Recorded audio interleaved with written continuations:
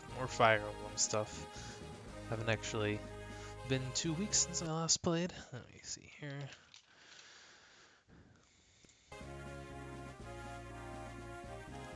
Though last week I did get my first chance to play around with Wargroove, and that was fun. The only Advance Wars game that I had played before was Dual Strike, I believe, and I think that's the first one on the DS. And it was interesting. I'm curious where it is. I'd be interested in checking it out again. And not so much that I didn't like it. I think Fire Emblem became available. Actually, I've had it since I've had Fire Emblem since GBA era. I was just more into that at the time.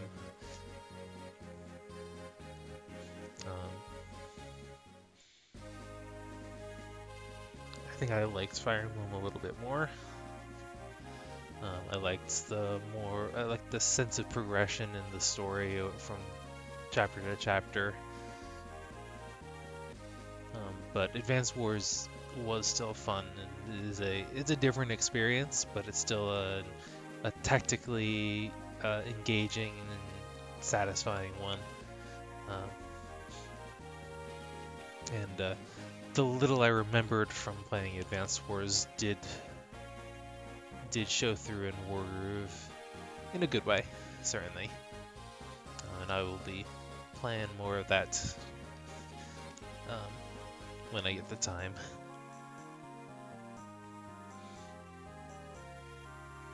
But yeah, I was away last weekend. I was visiting people across the state, and then brought my Switch and we tried out those two games, Wargroove being one of them, the other one being Overcooked, which was a lot of fun. I need to talk to the Discord of it more, see if I can actually get people to commit to getting Overcooked 2. It would have to be the second one, since I haven't found out that the first one doesn't actually have online multiplayer. Oops.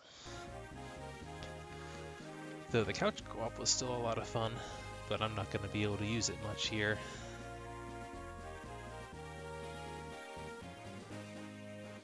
But good to have more stuff on the Switch regardless.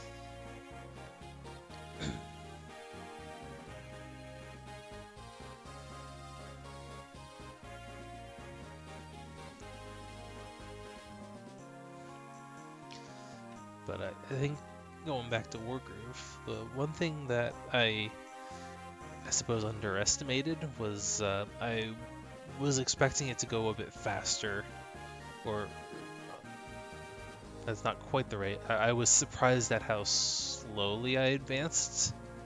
I was accustomed to Fire Emblem games trying to have ways of trying to force you to play faster, and I think that might have also been part of why I gravitated towards Fire Emblem a little bit more.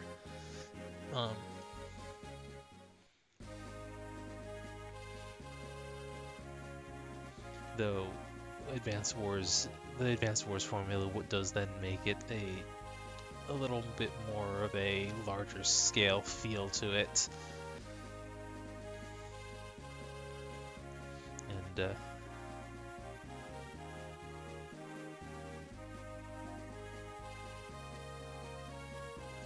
it's interesting. Getting used to units being weaker when they lose health. Getting used to the lower movement ranges overall. Grooves are like commander skills.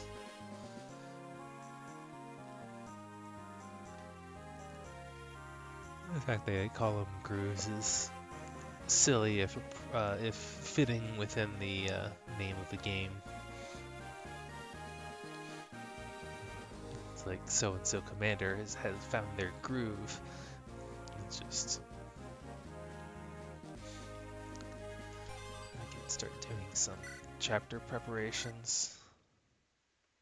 This was the inside the castle with the prince NPC, if I recall, and all the promoted. Right.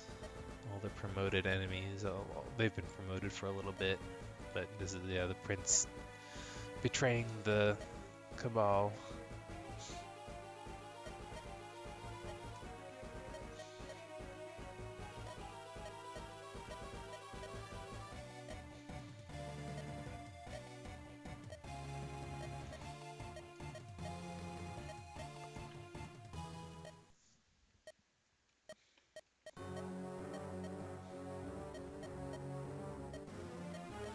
This guy kind of needed to be introduced a little bit earlier.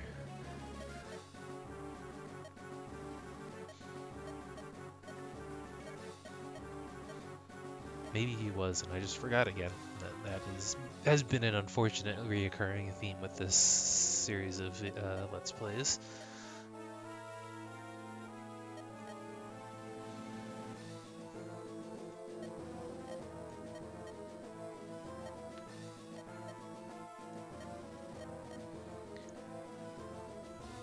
OBS had an update, or had an update for me today at least. I don't know when it actually rolled out, and it doesn't look like it's changed a huge amount, but there were a few things that were starting to interact a little different, and I'm not sure what all other changes were in there. At first glance, it looks like my mic sensitivity was a lot higher, though I did do a quick test recording, and it sounded balanced alright still.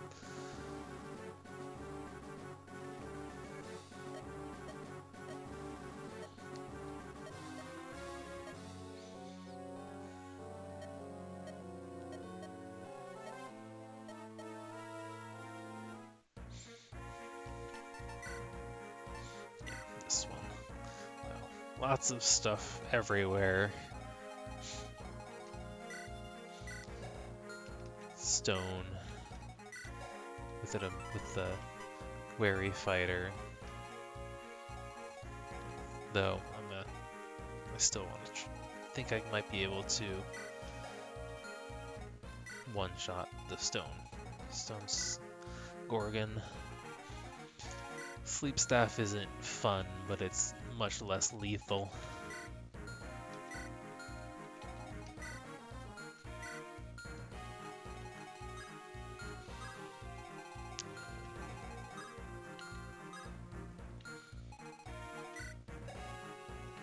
More wary fighter.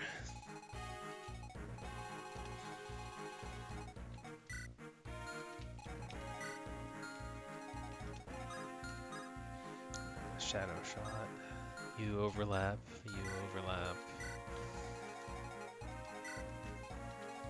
Whoever takes care of the Gorgon, I believe it's going to be Marin? Yeah, probably Marin. Doesn't want to use Jarek for his burst strength. Which also, unfortunately, means I can't use him to attack. I might be able to try just throwing Tomahawk at him. Stone still have... Oh, Stone is a Siege Tome now. Okay, I missed that last time. I assumed it was still operating on the same rules as it did in Sacred Stones, where it was a 1 to 3 range magic spell. That actually makes it a little safer to go after her. I don't have to... Well, I still have to one-shot her to get around Wary Fighter, but she's a bit less dangerous. I might not have to one-shot her, I guess, is a little more relevant of the observation there, because I can send people in at melee and 2 range and not have to worry about getting stoned on counterattack. It's not a heavy weapon either. At least it doesn't do any damage.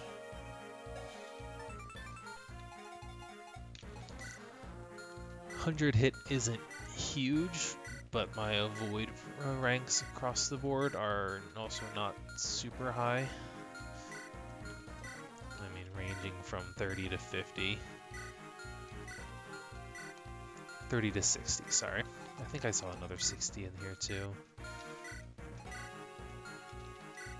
Yeah, Marin, thanks to his support. But, it's probably better that the player unit doesn't have quite as high of avoid, because high avoid is pretty broken. Though I wouldn't have minded it on Kina, but I just got unlucky and she's been speed screwed.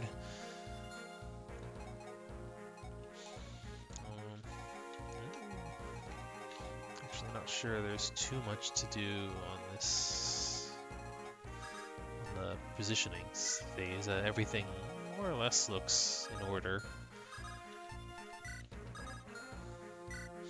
Oops. Can Fordra can reach, and it would be safe from everyone but bolting. That's a good opening option because Fordra should do effective damage. That's 24 might, 44 attack.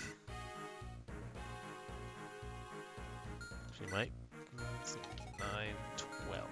Probably not going to 1 rounds. That's not. She's not nearly fast enough. I could potentially try to set something up with Taylor, who has spur speed, and it should put her fast enough. But let me just see about my inventory stuff first. I am going to need my restore staff.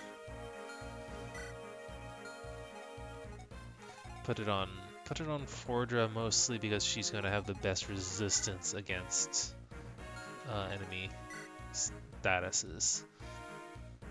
So she has the highest resistance.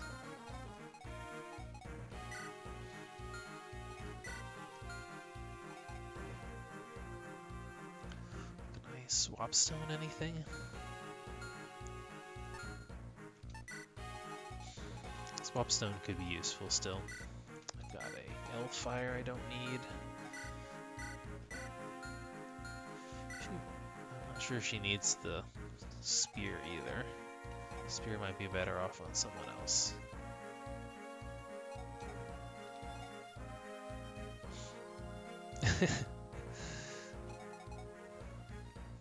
Thanks for the update at least.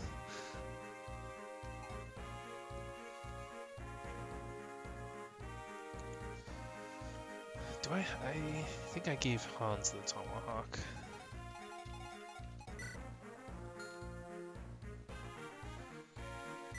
Me wishing I had conserved the longbow a little bit more. I can use silver bows now. Actually, I have a killer bow. Do I have anyone else who can use a killer bow? Nope. Just steel and silver and Keller. Okay. I have an unequipped armor slayer. Is there any cavalry? I do not see any cavalry. Oh, there's 1 cavalry. 2. Just 2. So probably not worth using the Zanbato. Swap that out for the armor slayer. I can use silver blades. Is that worth it? It's 1 point more weight, 5 more attack. That could be worth it. Wind sword is nice too. Who do I give it to?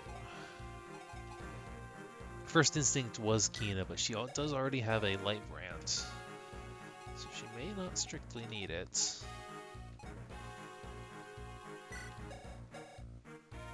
Sylvie might be a interesting new wielder of the wind sword.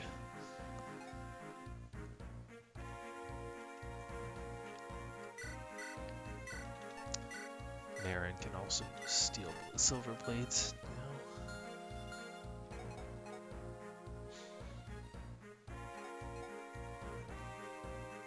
Don't need the horse slayer.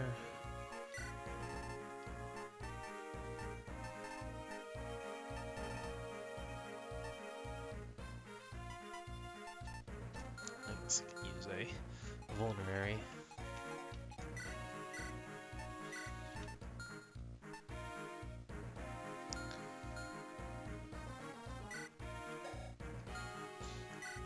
This is almost at an S rank in axes. Not quite there yet. Don't think the dragon spear is needed. I guess I can give her a silver lance. She needs a ranged weapon. Doesn't need, but would appreciate.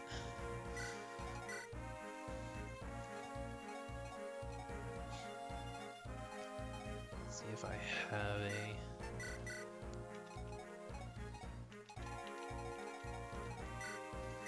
another close range staff. I do not, though I do have a bunch of interesting staffs that could be quite useful. Got sleeps. Sleeps are all out.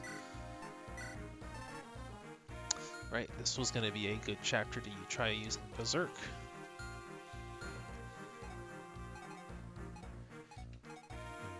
Again, wish I hadn't wasted so many last chapter.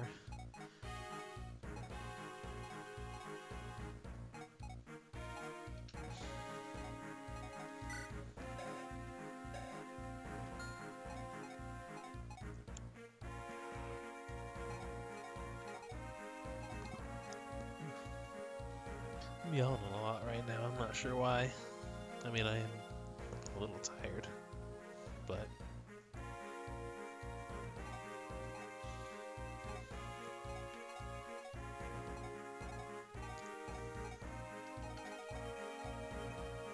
Should have gone downstairs for the last slice of cake. Get some sugar in me. He's gonna break the killer lance and be left with a steel lance, which I suppose is okay for now. Not like the supply is gonna be drifting too far away. I say that, but he's gonna end up going commando or something by necessity.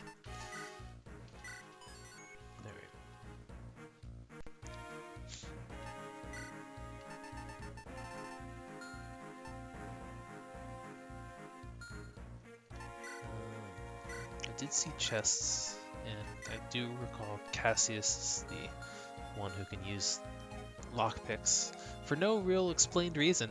The story never really addressed that. I do have 8 lockpicks. There's 1, 2, 3, 4, 5 chests.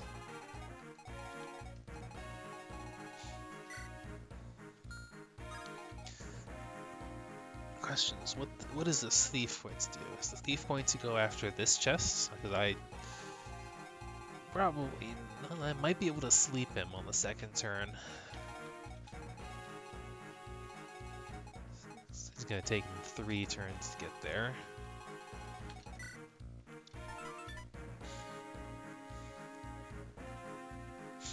This guy's interesting.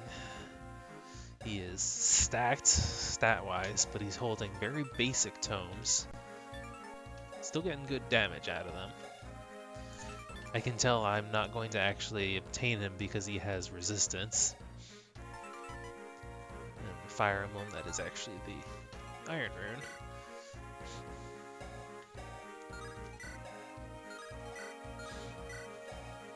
This poor sniper is stuck in this box with him. What is this kind of good? Could go up. he could go down. Neither one would be real good for me. If he goes up, I don't think I can do anything about it. He would be able to reach these chests before I can catch him. He goes over here.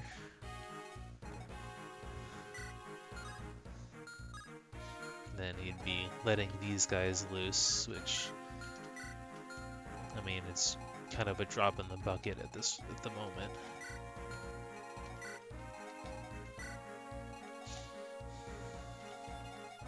But I'm gonna try berserking.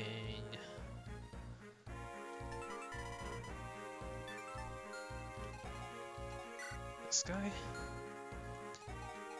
The Elder Bale. I was thinking about the hero. Stat-wise, the hero would be able to do more damage in here. But I really would like someone to take out the Sage, because that's bolting that I have to deal with. And since he's got 18 resistance, the Wind Sword is not going to be chopping into him quickly enough. Not that I think this guy is going to be doing much better either. I wonder... that doesn't really matter for the bolting user, though.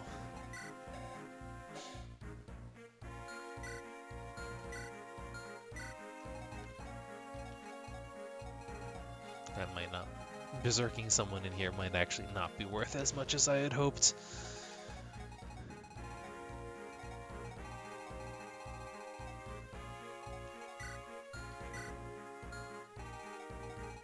You might be a good target, though. Though, I want this sleep staff, so I want to kill him myself. And the box is a good option, too. They would take care of themselves.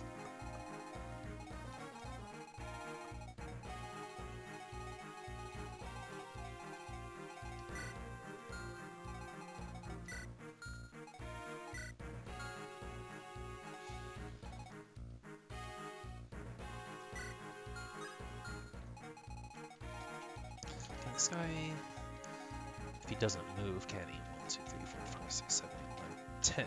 He actually cannot reach Gallia.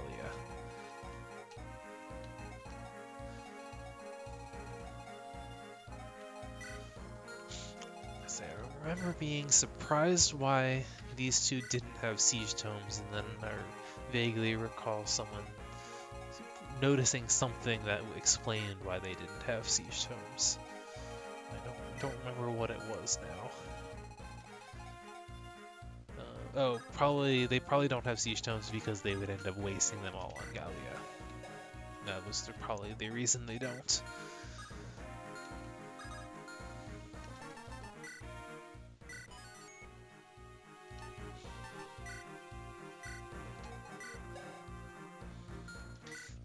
All of the generals have Wary Fighter now.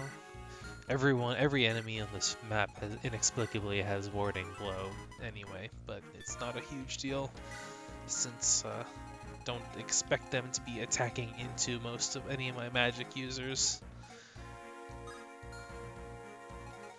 Cassius maybe, but I mean,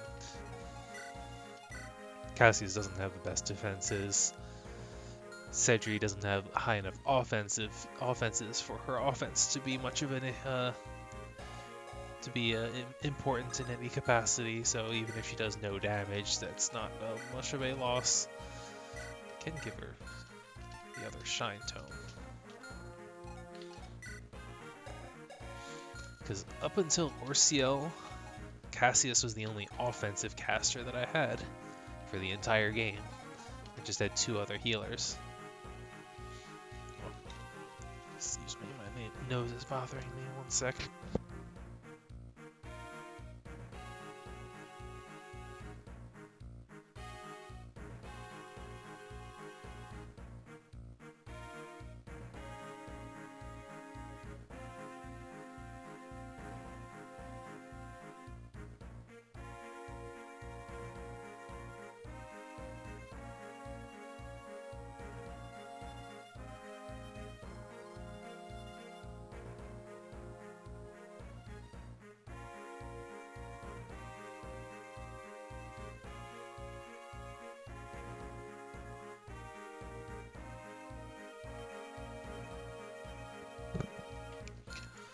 What chapter was this again? This was 15. I want to say this was touted as a full hack, but I don't remember if it listed a total chapter number. But either way, by 15, on average, you've got for most of the main games. By chapter 15, I want to say you've recruited or have had the opportunity to recruit at least I want to say 70% of your army for the rest of the game. There might be some stragglers on the tail end of the game that arrive late, but I'd say like you should have the bulk of your army by this chapter, which leads into, so I've got 17 characters. If this is approximately 70%, then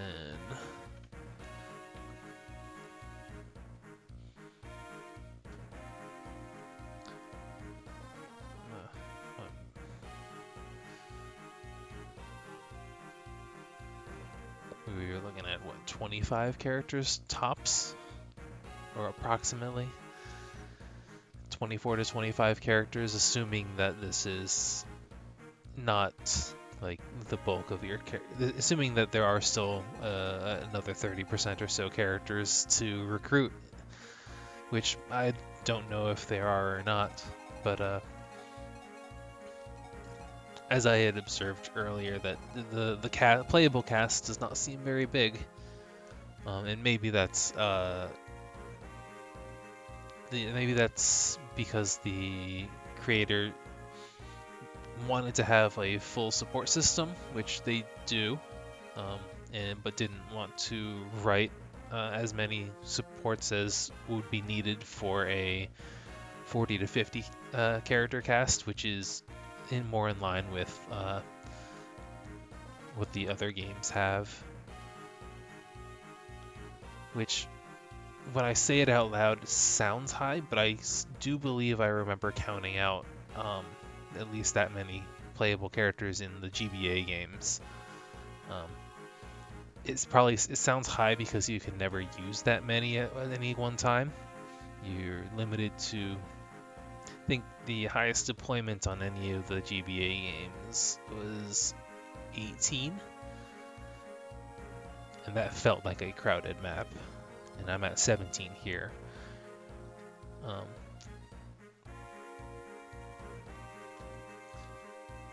And this kind of reinforces the philosophy that I was observing earlier, intentional or accidental, but it doesn't seem like the hack creator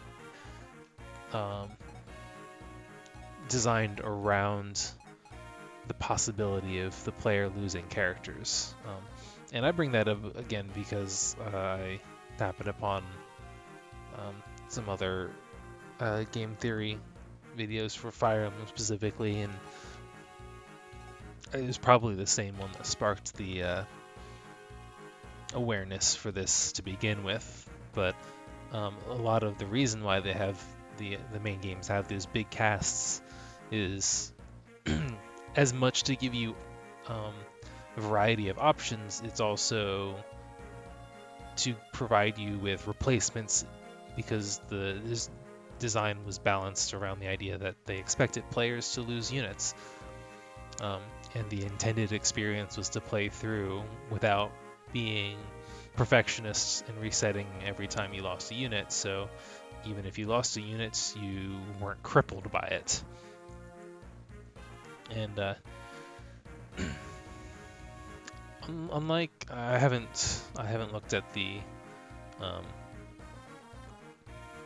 Serenes Forest thread for this hack in a long time, and I didn't really comb through it extensively to begin with, but I'm interested in going back and reading through it and seeing if the developer of this hack shared any of their design philosophies with people, if anyone asked,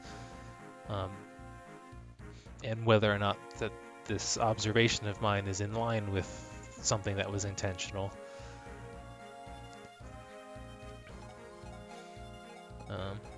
Because I think from my first attempt at this hack a few months back, before I went and restarted and kept everyone alive, was a decent evidence for my theory that the designer intended for you to keep everyone alive. And the recent video I saw also reminded me that the other consequence of that philosophy of playing hypothetically perfect play, keeping everyone alive, not losing any characters, is that the characters that you use grow in power to become significantly stronger. And in the GBA games, the mainline games, usually what that means is that your characters tend to outgrow the rate of the enemy, outgrow the difficulty increase in enemies, because the enemies have to also be beatable by the replacement characters that you get. However, this and Staff of Ages as well, I've noticed the difficulty curve on enemies grows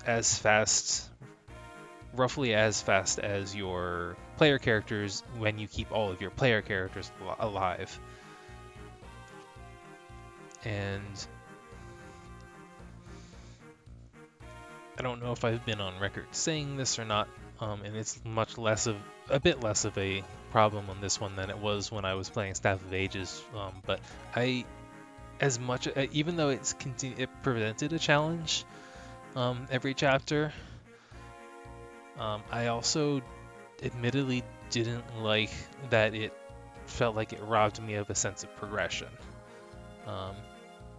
I felt that when the enemies were growing just as fast as I was, that felt like my characters weren't getting any stronger, because in combat their performance was the same as it was last chapter. And if you got bad level ups, it was sometimes worse. Hey,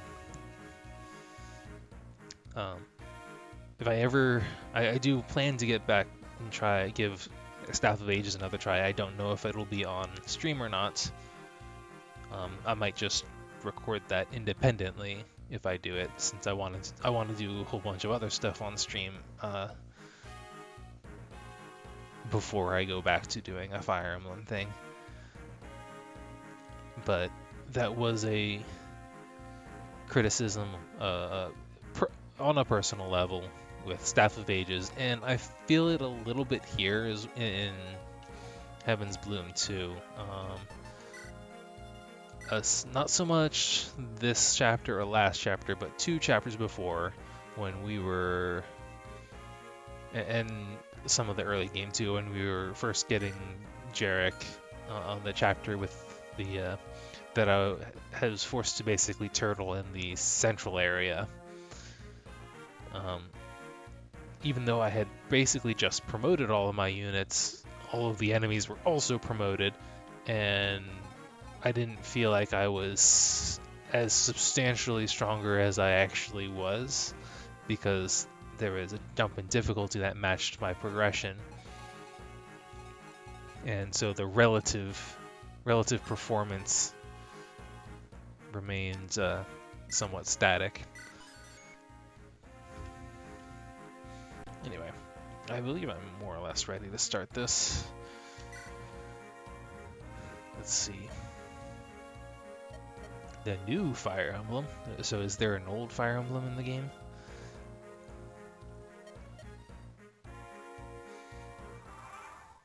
That tells me a whole lot. Got 76 avoid, but yeah, I mean 23 speed. Alright, well, he's gonna pop this sniper real fast, which is okay with me. So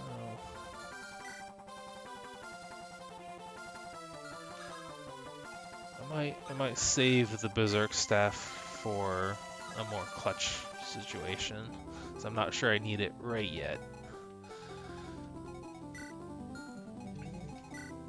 It might be nice to sleep some people, though.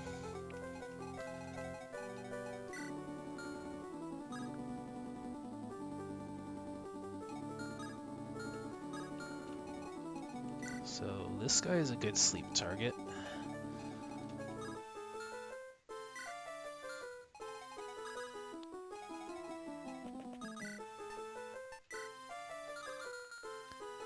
The Wary Fighter makes it so I can't double him.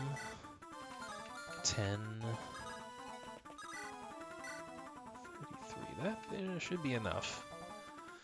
Bishop doesn't have an attack.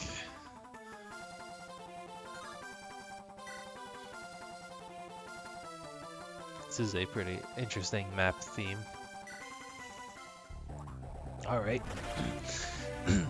We are already dispensing with the nonsense. Okay, in that case... Nice. Exciting opening move. Get Death Blow and S rank and axes. Well, that being the case... It's 22... Was thinking about...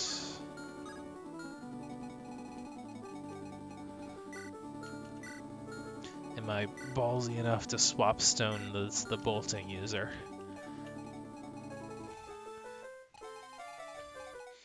That would be a play.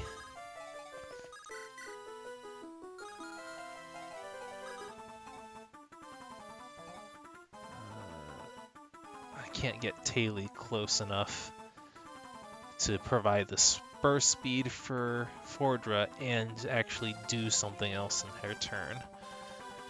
Which I'm trying to make sure I be efficient with my move choices, because I have to clear a lot of enemies in order to make my opening safe.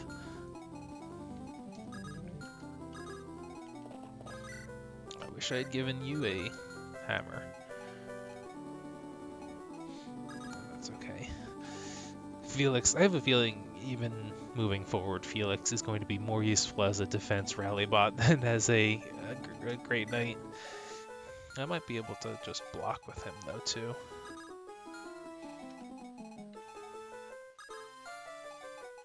So how dangerous are you? Silver Sword? 25 crit. I am not sure how much crit resistance I'm getting. Pretty safe, but Kina is lacking in speed.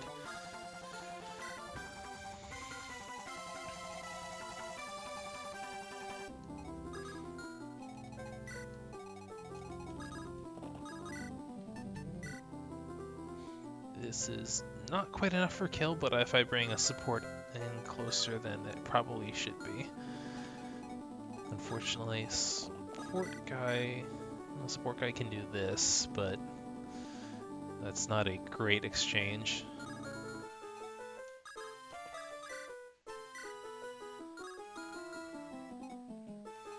I may have to content my deal with the fact that some of my moves won't get.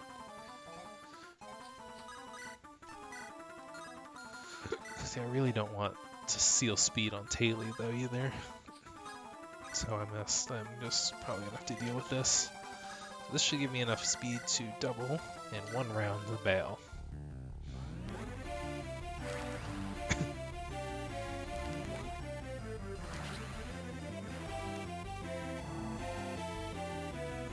And this in turn lets me get in on the stone-wielding Gorgon. Good. Hey, resistance. With her magnificent 15% resistance growth. Anyway. So I may just...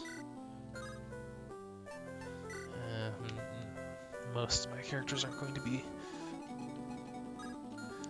doubling.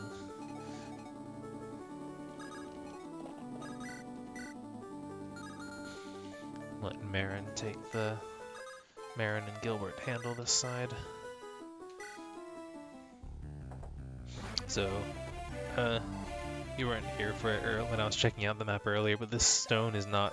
This stone is a siege weapon instead of a 1-3 tome, which makes it actually easier to deal with. Wow, Marin was almost enough attack to one-shot the Gorgon anyway. Which of these is actually more valuable?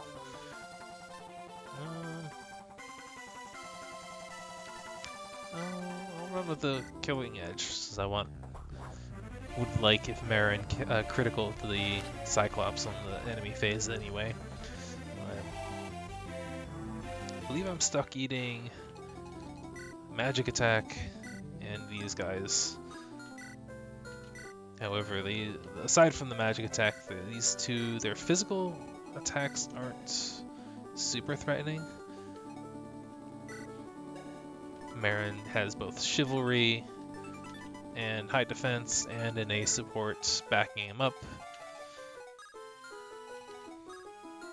So that should cut a significant amount. He's got effectively 18. I'm not actually sure how much he's getting from the support, but I suppose if I'm really concerned, I can move Cedrian.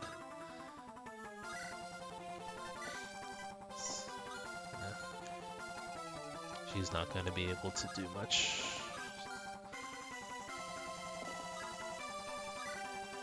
So then this will give him 20 defense.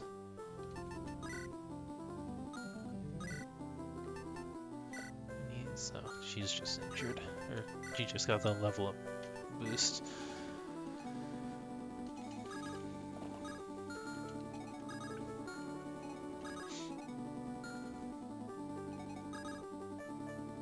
So I could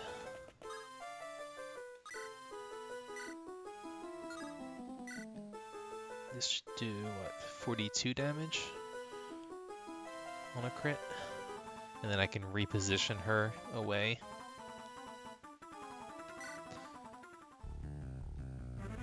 That takes care of this guy, and keeps her out of the Swordmaster's range.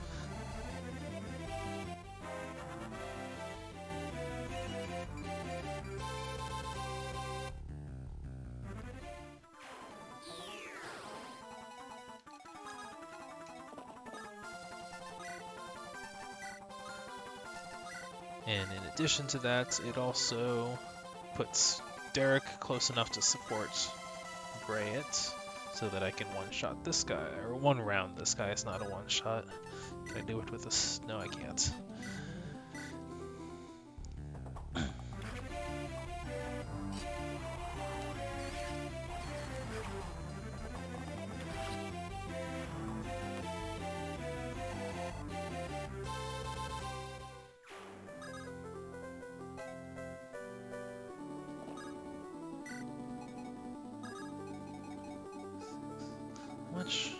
How big is it? 50? 50. Can do 30. I might actually, may not even need to swap stone out this guy. With a Dancer and a Peg Knight, I might be able to rush in.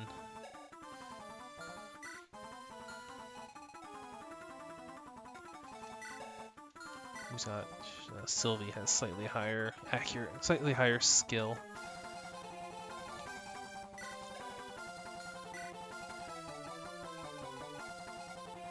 Though, let's see, the swap stone might actually still be the better choice, mostly because anyone who takes care of this guy has to deal with, and in melee has to deal with both of them. If I take him out from range, I can actually do it with, only have to deal with the Bale, which, Brayet might actually be a viable choice for that.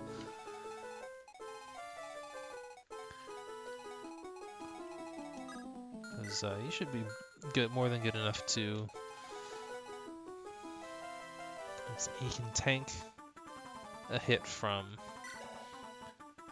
the Bale, but I don't really want him to be speed sealed though. That is one of the problems. Meanwhile, Orciel is not really doing too much offensively. He's actually, his stat spread does make him more defensive. Like 13-12 is actually one of the better defensive spreads amongst my characters. So swapping it is.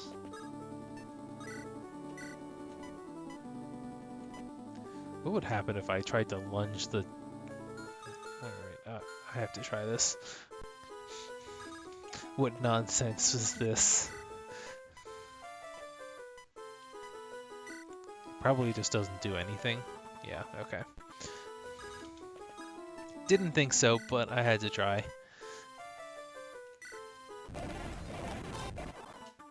Alright, so... Orciel gets to deal with these guys.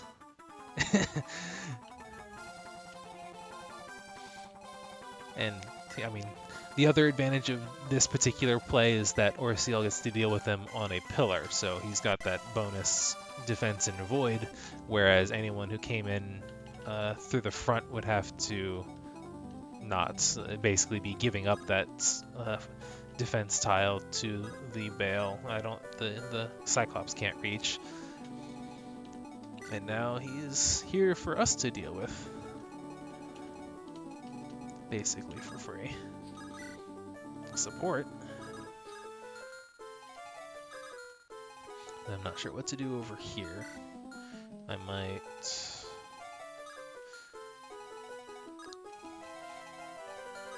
just let the Sage come to me. Elfi, right?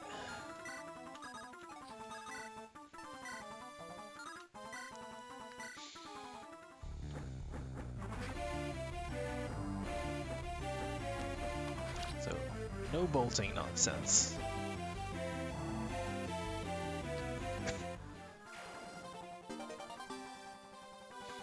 Is my bolting nonsense now. I've got 15 uses of bolting, so I don't really have to be too conservative with it.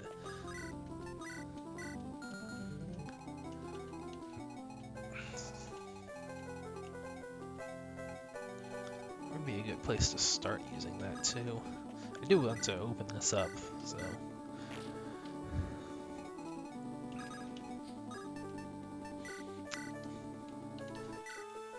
Support, so I'll take any boosts I can get.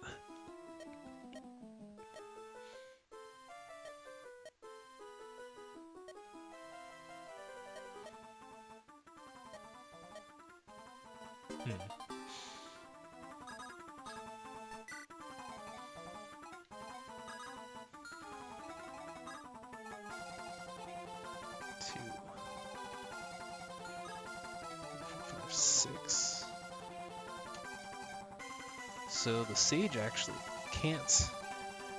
I can actually bait the Sage and the Knight, and the General separately. So the Knight can't hit Sylvie. The Sage wouldn't be able to hit right here. Let's see. Good task for Felix. Give him something to do. Just got a javelin, right? Get in there.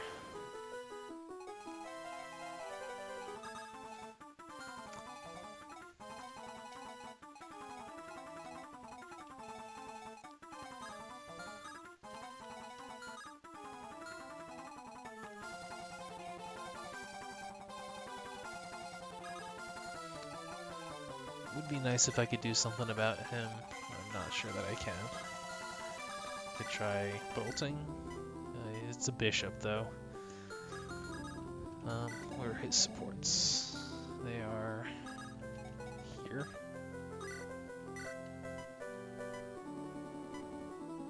$20. I have to drop out Kina in order to make him danceable. That's pretty good. I'll risk it. And I can dance him into another one.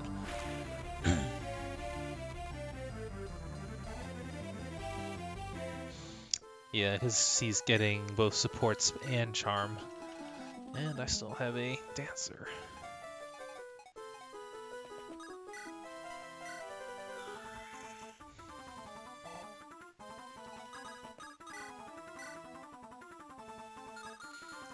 So that is not in range of the eyeball. Or that. Or those. Right, okay. So it would be very welcome to not have to deal with sleep either.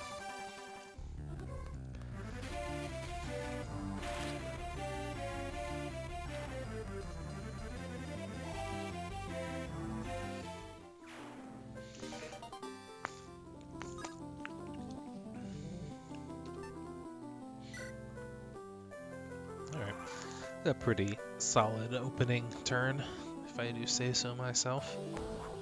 This is actually even more advantageous than I expected. Is he actually going to be able to... No, he's not fast enough to double. It's okay. That seals off one more route for him to be a hit from.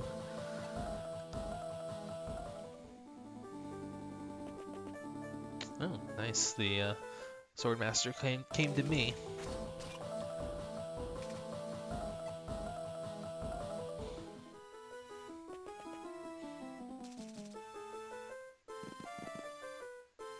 Okay.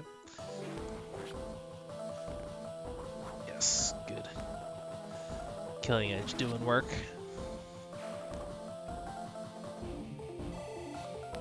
Means that the Minotaur, the Centaurs, gets to come in and take a counter hit as well. Hopefully another crit.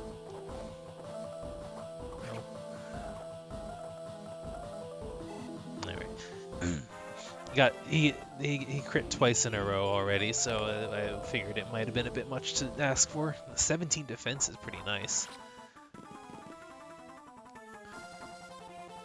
Just...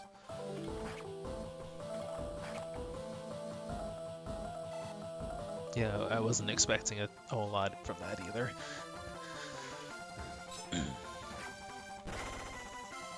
Gallia did a lot less stat. Oh, that's the warding blow. Okay. The Gallia is still gonna destroy that sniper. Did I not see her spin that spear? You know, it definitely crit, but I mean, I'm grateful for that certainly. Oof.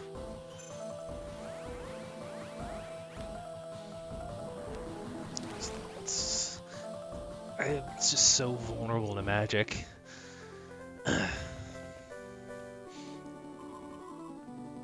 Interesting. They're all on the move.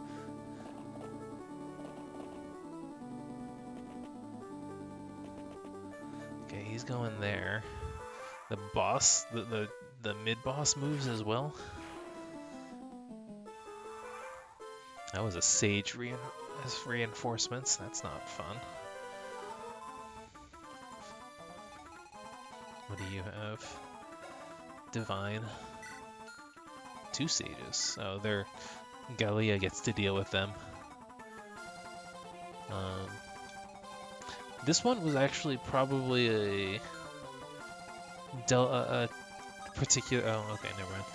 I was gonna say, this one was probably spawned specifically to block Gallia from attacking the mid-boss. However, Gallia just doesn't move, so that's not an issue. Would Gallia... it's hard to say. Probably not. It probably would not be a... Oh yeah, definitely not with Tomebreaker. Malatona. Malatona might actually be threatening to Gallia.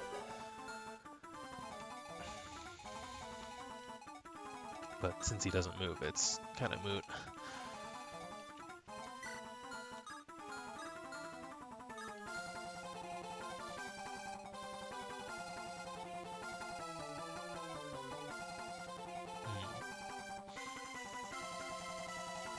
Hello.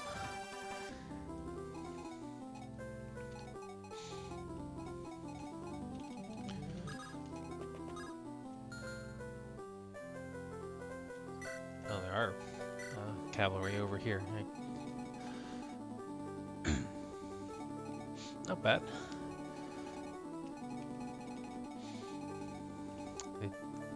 Turn 1, and I already dodged a mortal blow.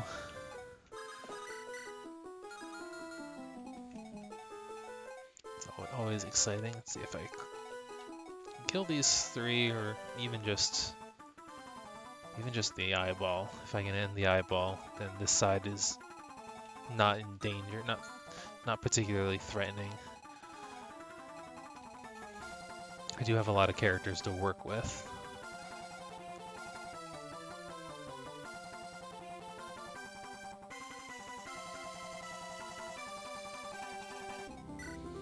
Could pull someone out from this bunch as well, if needed. I can move Orciel down to here, and then swap out one of them. But may not be necessary just yet. Still have everyone else to move. I can't really ignore the general, unfortunately. He does hit decently hard.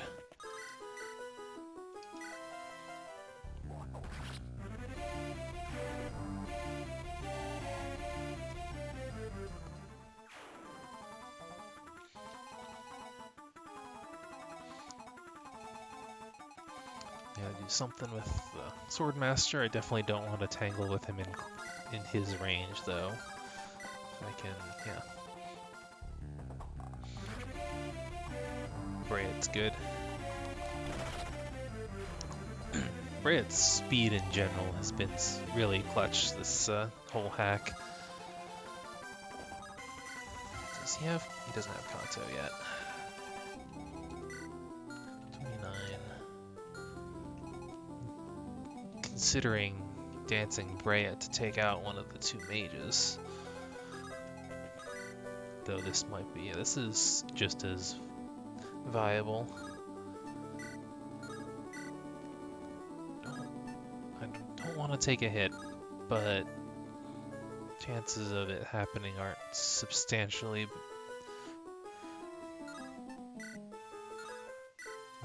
The engagement isn't substantially better or worse for it, so I might as well conserve the Shamshir for now.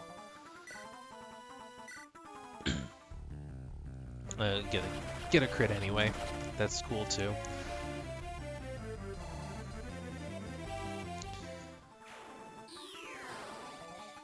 Life Taker activates. Maybe I'll put Derek up here.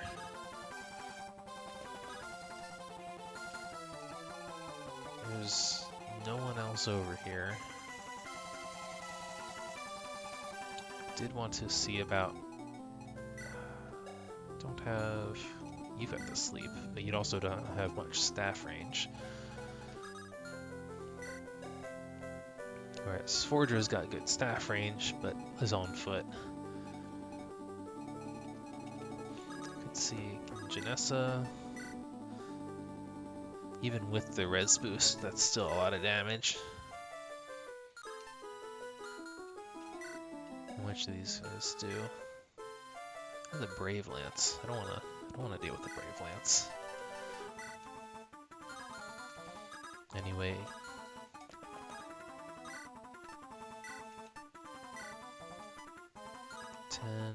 He's just too bulky. I'm gonna have to... Probably should just bolting him and be done with him. It'll take bolting plus something, but I've got to do it from here. Get double the eyeball. That's pretty crazy.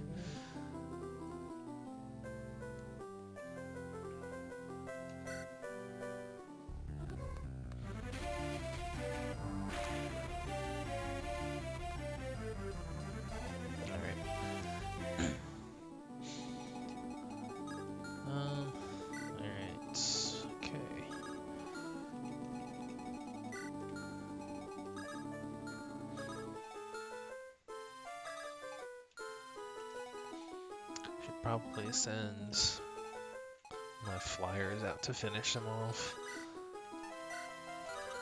How far up was, far enough. Because I do remember this Bow Knight being here, but he's not, just barely not close enough to be a threat this next turn. So yeah, this is still safe to do. Oof. Just barely shot short on the damage. Don't want to spend a spear on it though.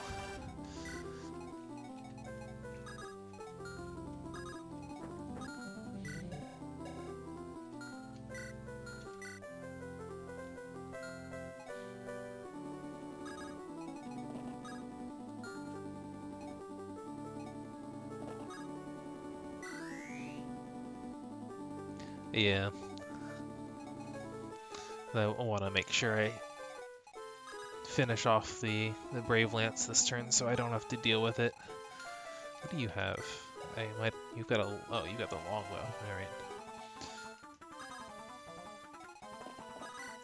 I mean, I can actually come out here and just pick him off with Derek.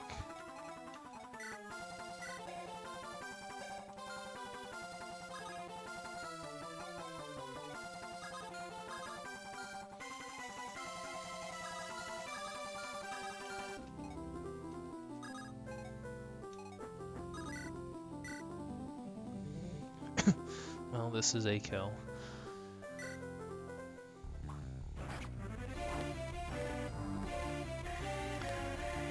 Take out the Sage first so that he doesn't get concentrate when I kill the other two Paladins.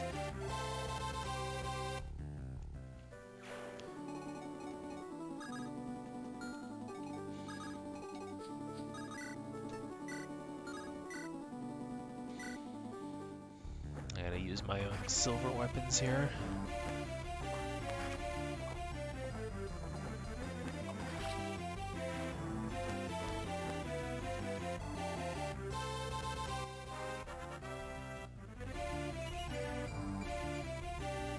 Alright, defense and luck. Luck is that weird stat where you never really appreciate it until you don't have enough of it. There we go. Support gets me that extra damage I need to get the kill with the Javelin. Brave Lance is going to Felix, most likely. Assuming he can use it. He can. Just gives him something to actually get doubles with. So now I gotta deal with this side.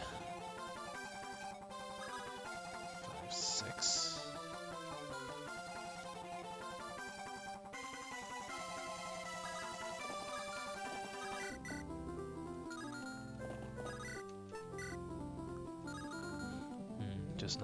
Just not quite enough.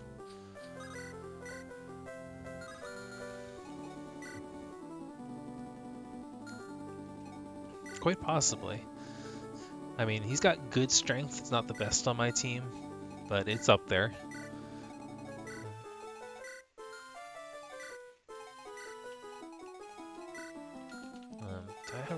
I don't have a Brave Axe yet. Brave Axe Hans would be quite terrifying.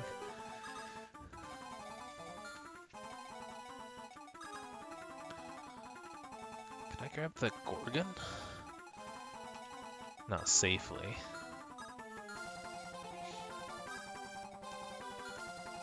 But once these guys move out far enough, then certainly. I do want to try to sleep the thief. Not going to be able to do anything with this guy.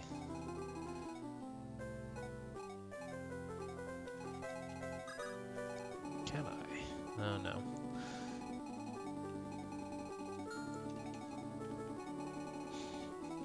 Could swap Orseal into the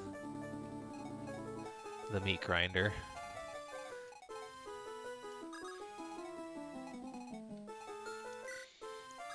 Derek's statistically back to being underwhelming, unfortunately.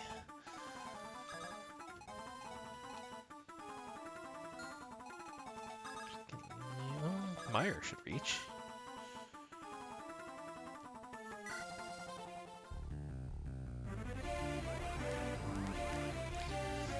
There's my own 1-3 ranged home.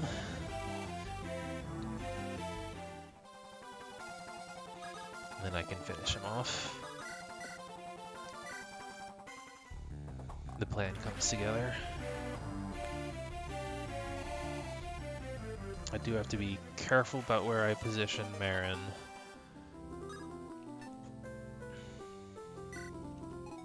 Because I am right on the edge of Shadow Shot's range. I'm not sure if she moves. She might be move when in range. The displayed range here accounts for this particular movement tile. So if she doesn't move, then I have a little bit more wiggle room here.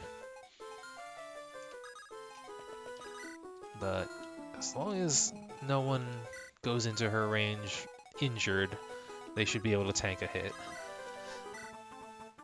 Ooh, just barely. But thankfully, Jarek sets up a spur strength spot. How much damage do you actually do? 36. So 30 damage to Gilbert, which means he is going to need healing. Or Marin, doesn't really matter. As long as I can, yeah, one-shot. Marin kind of needs healing regardless, so I might...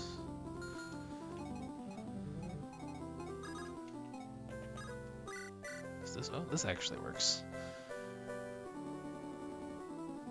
This will actually free up my paladins to block off the monsters coming in from the north.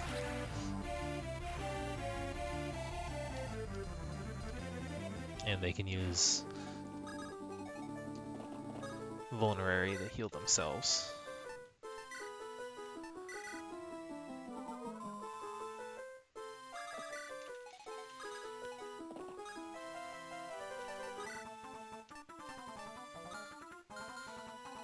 That's all clear. That's all clear. Alright, I guess I might as well rally. To find out. Can I sleep? Can I reach? I am just barely out of range. Of course.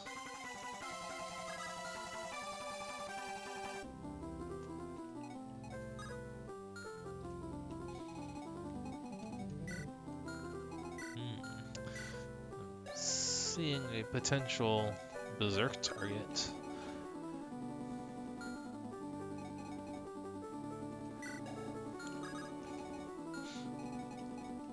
Though I'm probably going to have better success sleeping the thief if I give Fordra the sleep staff instead of berserk.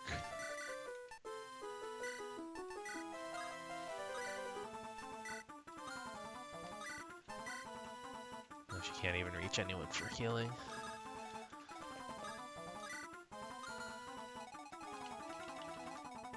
How close do I actually have to be? I don't have to be super close at all. Can't reach from here, though. One more.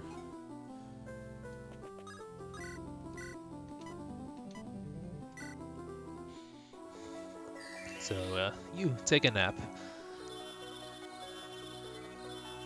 I'll get back to you in 5 turns.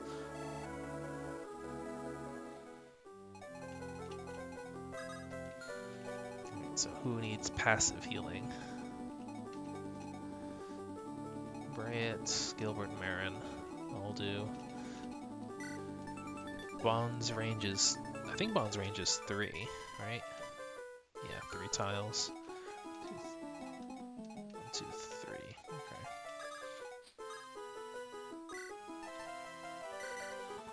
She won't heal herself, but I can help her heal others.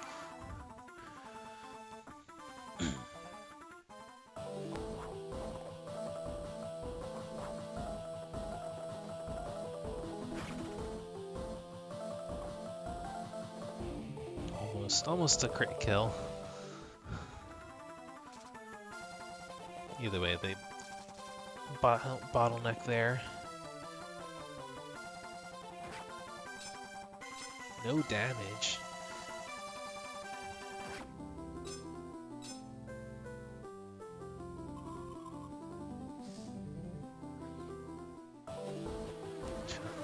when your bishop takes 20 damage from magic. Or doesn't. Even better. The mini-boss keeps marching on.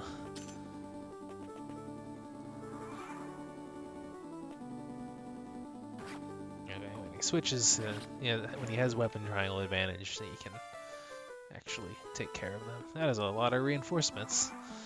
Well, I mean, it's just bouncing the camera back and forth, but at least they're decently far away, though.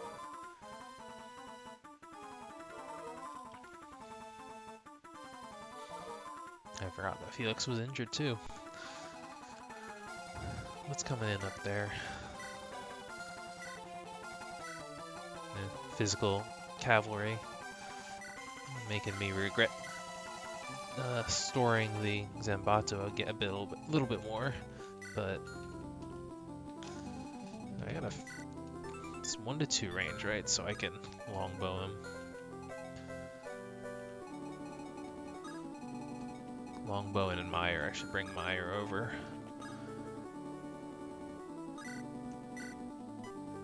He can actually get a kill like this. I mean, he's tickling everyone else, so I might as well get the kill with this.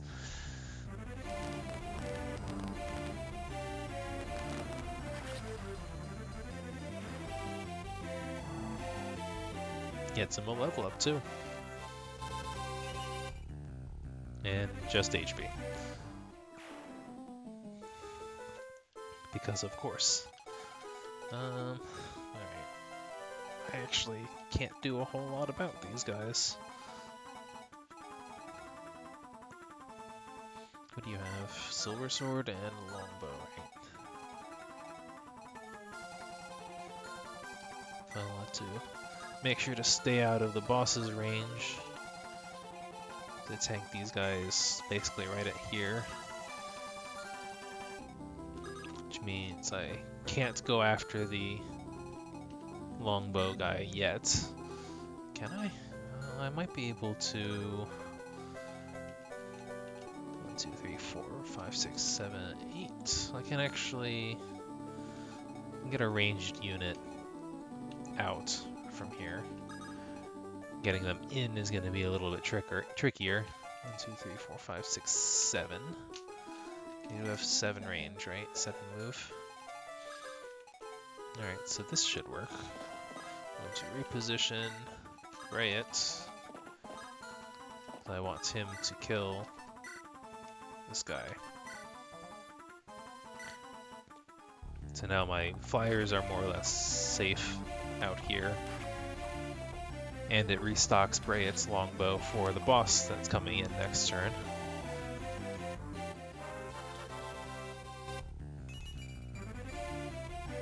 Alright, I'll take the skill.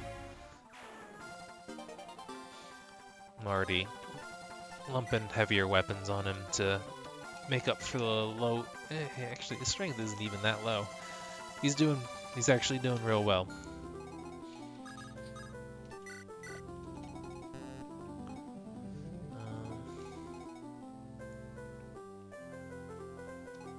I believe here was actually safe from the boss. 4, 5, 6, 2, yeah. 14, 15, 14.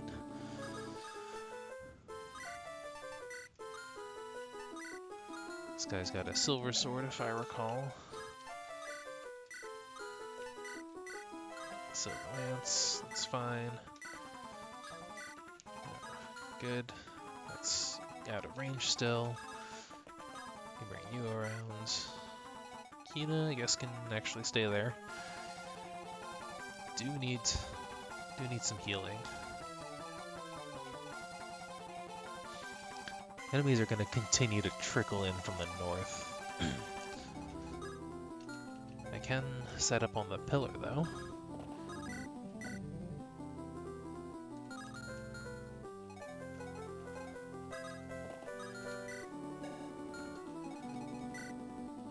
So, Cerberus is going to double attack Marin anyway, no matter whether I get his speed sealed or not, and probably unlikely to dodge either. Excuse me. I might as well do this.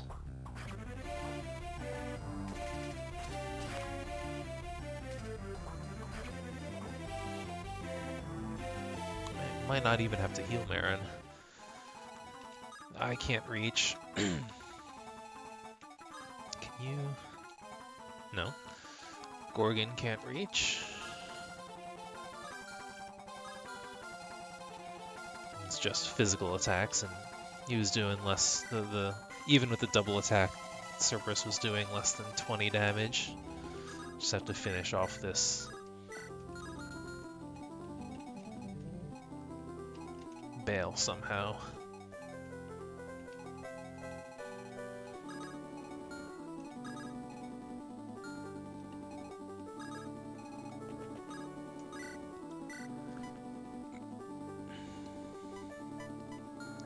Neither of those are really worth sleeping. But I do need to get some healing over there. Not many, only my ranged stabs are gonna reach.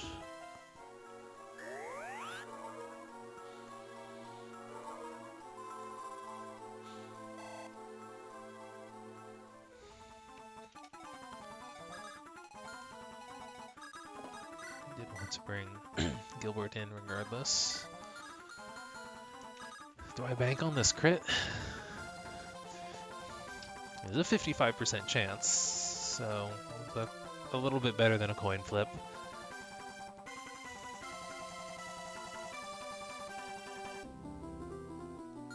I do want to move him closer anyway to give his support to Marin.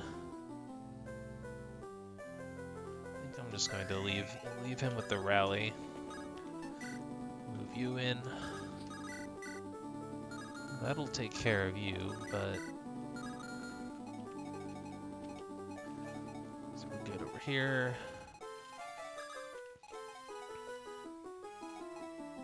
I wonder if this thief was going to open this door. I mean, that doesn't. I guess that doesn't actually change too much from my plan, but.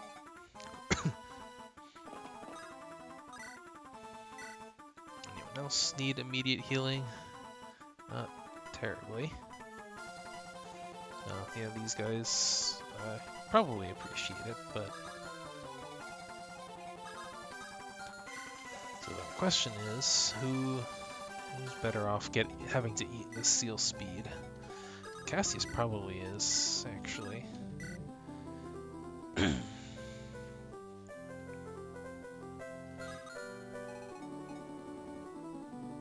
Maybe. What about Kina? Kina doesn't do enough damage.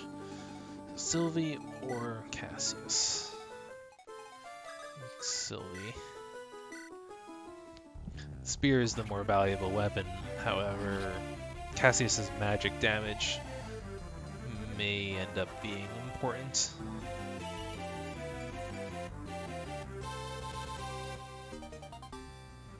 Savior at level 5. Okay.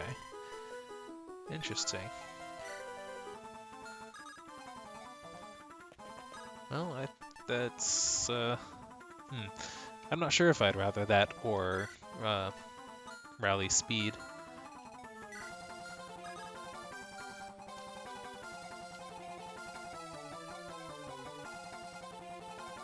But yeah. So bottom line, the speed seal skills still suck.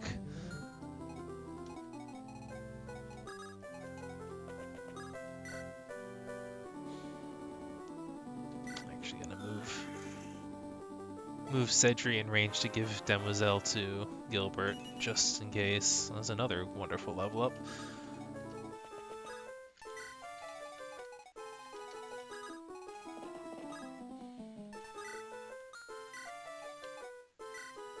Because Gilbert has significantly less defense.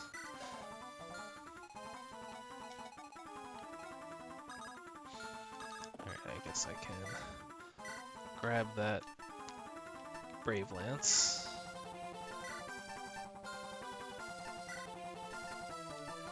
I'll probably stow the iron sword. I honestly have not used it on him yet.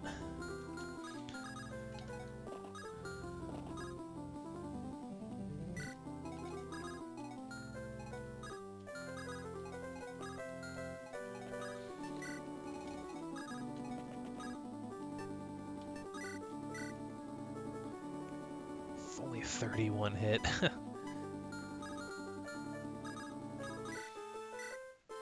Alright, might be better just to nuke. Just hold on to the bolting. I don't need to actually use it on anyone at the moment.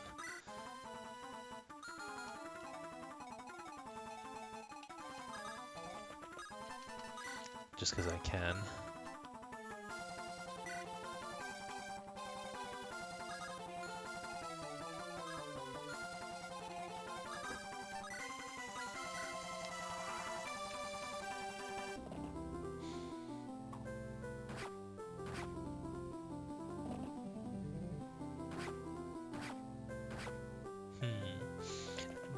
Programming every enemy on this map to have warding blow seems like a bit of a clunky way of drawing out the fight in that center room.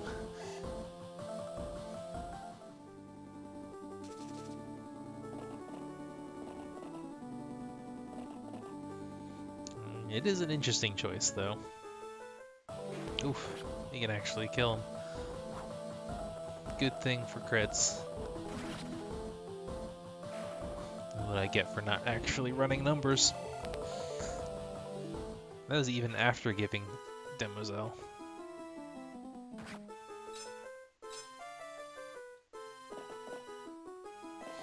It is back to doing no damage to that guy.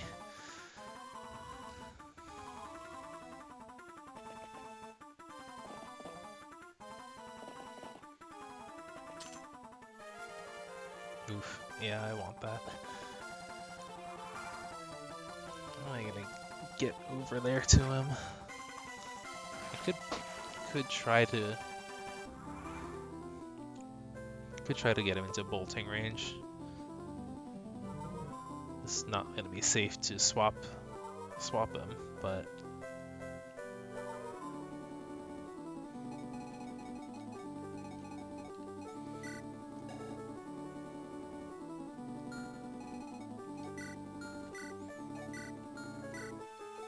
I feel like this thief has as much res as my characters do on average. Either way, I was not expecting to see 6 res on a thief, even if it might not ultimately be enough. I need a spur strength, which I can do.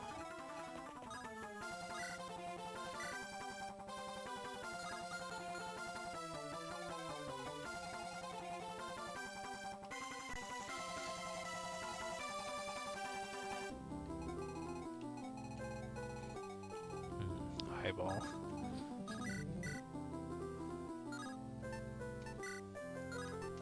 Sylvie's still strong enough to double. They're still fast enough to double thanks to darting blow.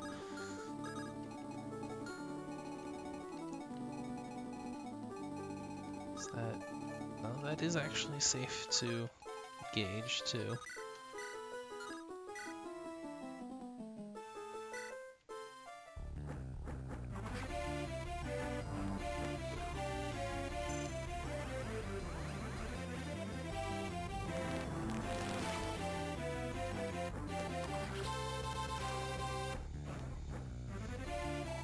I have made a little bit of progress out of my starting area. Not a lot, but some. I can actually get through here. Do I actually talk to him with someone?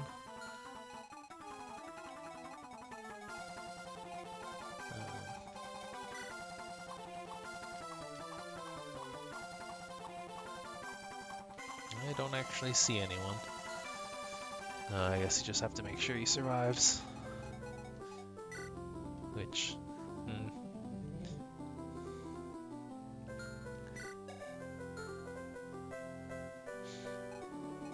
may have to actually throw him a heal. 26. I'm only doing 6 damage. 28. 6, 8. 6. This guy, this asshole, coming in with seal speed, which won't endanger him, but it might. So -6. It's gonna leave him with 17 speed, which does mean he's going to have harder time doubling this guy. Still fast enough to double both of them, but he also hits pretty hard. I mean, 9, 15, 23, 29 damage. Just enough to kill him. So yeah, I do have to throw him a heal this turn, otherwise he may not survive. And I don't actually have anyone who can reach. Do I? Will you reach? Barely, hopefully. Just barely. Alright, that'll do.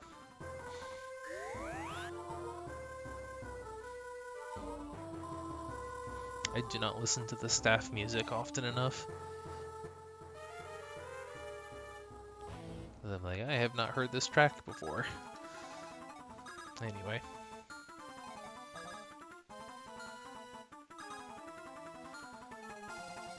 So there's virtually no one behind this bunch, so I can actually go hard and extend and actually kill them all. Is there any advantage to a particular order? Probably want to kill the concentrate. How does miracle work again? This actually should subvert miracle,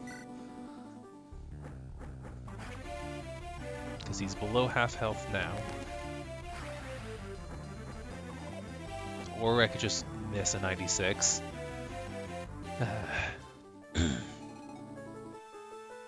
Well, he's below half health now.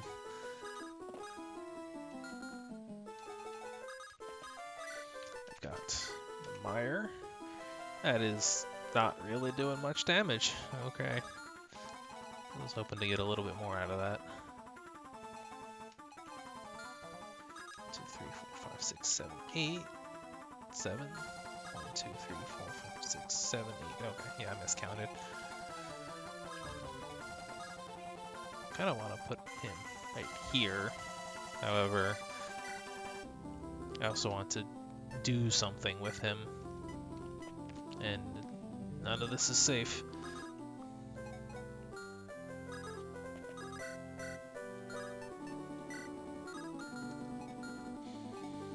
So he is going to be a spur strength bot for taking out this boss guy.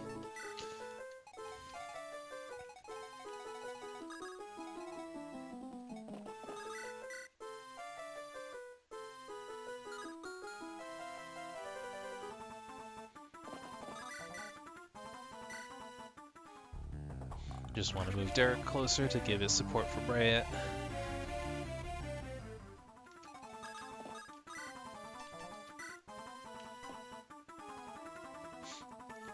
Bryet, I'm glad I went back for you. Why are you a female fish? Female druid? Alright, don't have to deal with the scariest Excalibur.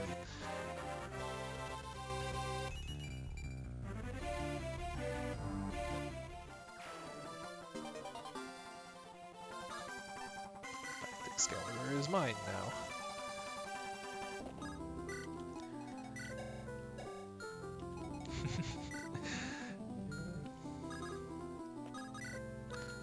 Can he actually... Yeah, Cassius can actually use Excalibur. Alright, so since I didn't use Meyer on... Alright. Ursiel just doesn't have much attack, so he's really relying upon enemies that do not have much resistance in order to deal damage. Why is that doing the same damage? Should be getting a spur strength.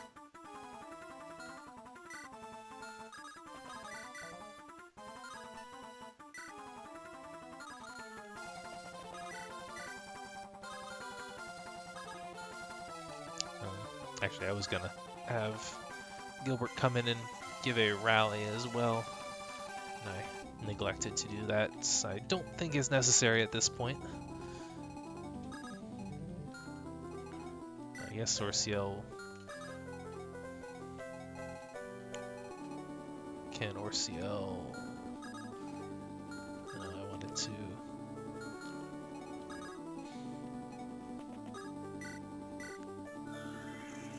Yeah, repositioning my spur strength bot.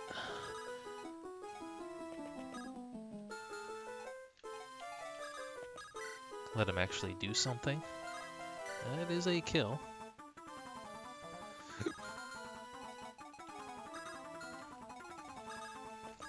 Hinges a bit on hitting, but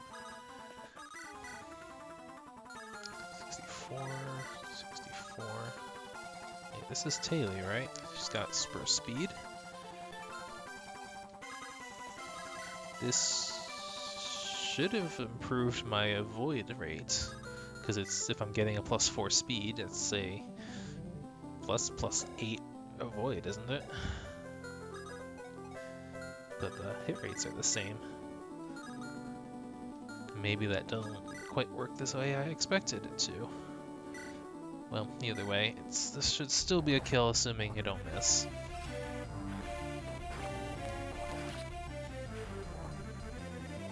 And that's the clearing enemies is the important part.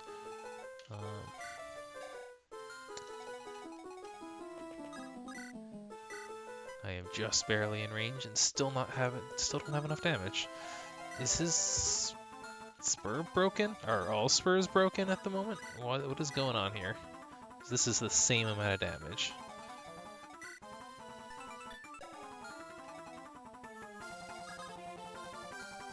Let me remove you. Get out of the way.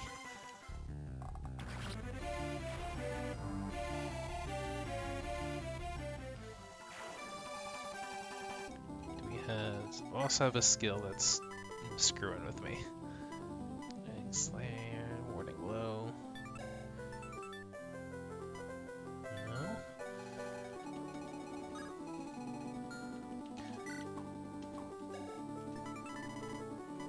Adjacent allies. Adjacent allies. Oh, this is physical damage, okay. Though that doesn't explain this one still. Oh, attack speed specifically? So that's not just raw speed. Alright, okay. So, had to read a little bit closer to figure it out, but I think I see.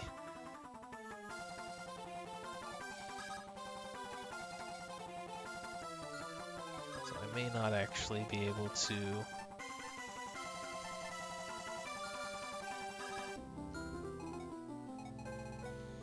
In which case, I kind of wish I had saved my dance, so that I could double bolting.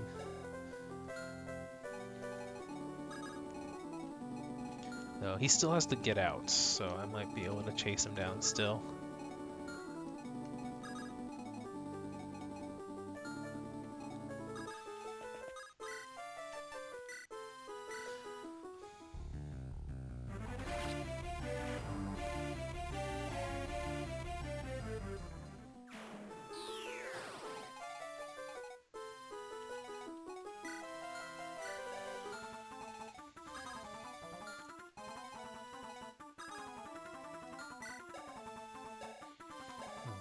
Like before, I could lunge him out, but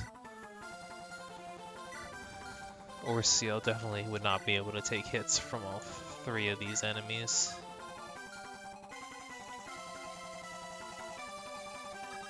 Could hope for a crit. 12%. Don't have a great hit rate either.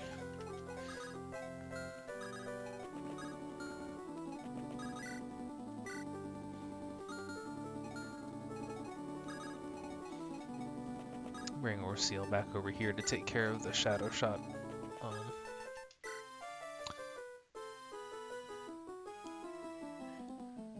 Make him lunge out the shadow shot Gorgon so that I can take care of her.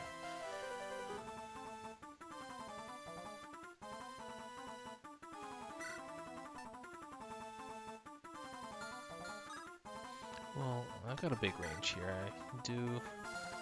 It's like I'm tempted to fortify because I have a lot of people who are injured, but at the same time, healing them all up this turn is actually not that pressing. So it probably would be better for me to conserve the fortify staff. So I definitely remember some instances in previous chapters where a lot of people were injured and we were still clumped up where fortify would hit, but there were also enemies everywhere still and just didn't have enough people to heal. Do you have Kanto? You do have Kanto. So I'm going to try to move you closer.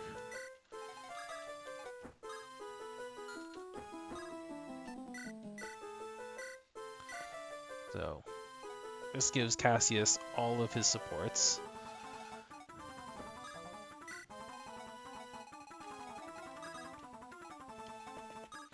I suppose. And that gives him enough damage. Good.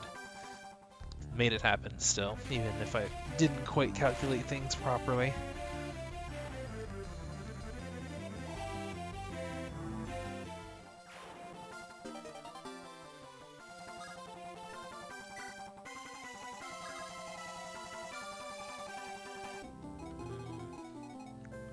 I might actually bring Henley back over here to help out in the middle.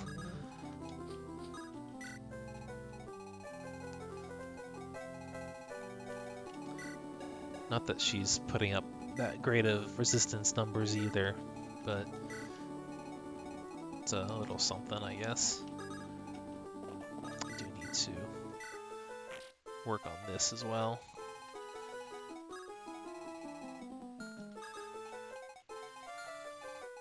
Though this Sage here is troubling. Does Divine have no crit at least, no base crits? Over here he's still going to be getting Concentrate though, so that's not a super safe thing to do.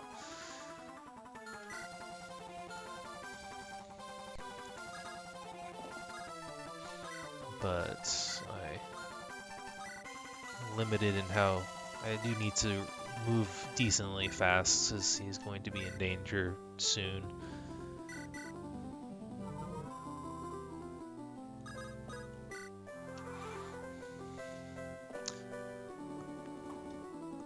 Yep, can also do swap rescue shenanigans, if relevant. So now he's, yeah, speed sealed, so he can't double.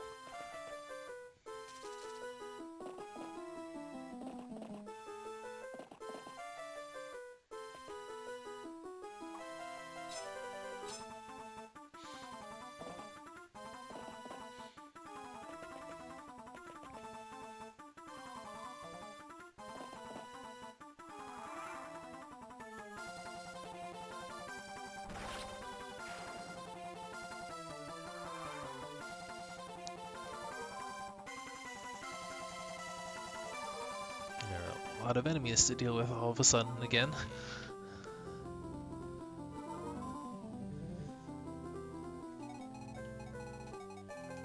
I mean, I guess it's not too bad, but enough.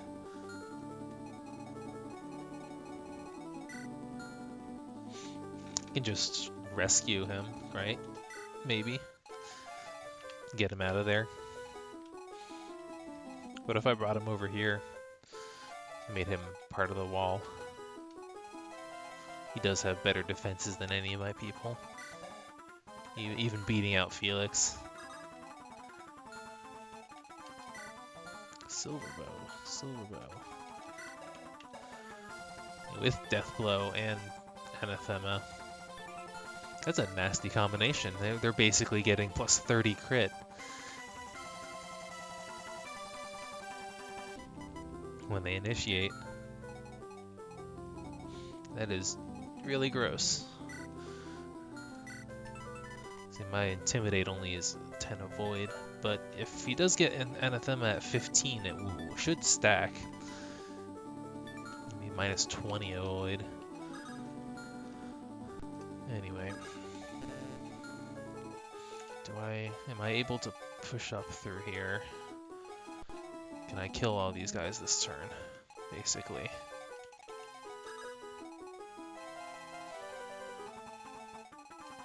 I can lunge her out.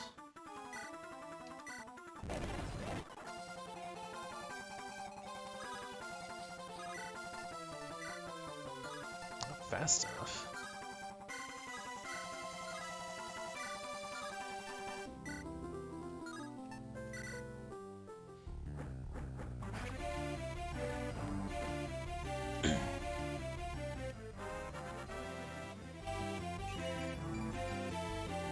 Speed. She's still speed sealed. No, she's just.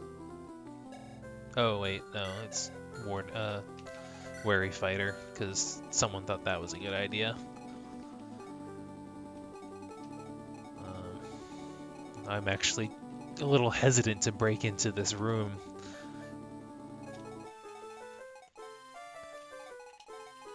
Because there are a lot of high damage enemies in there.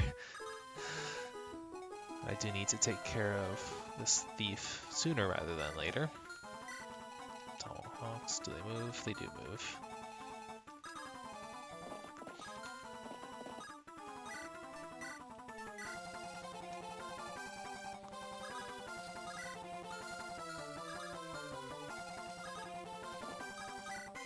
I harass with Sedri?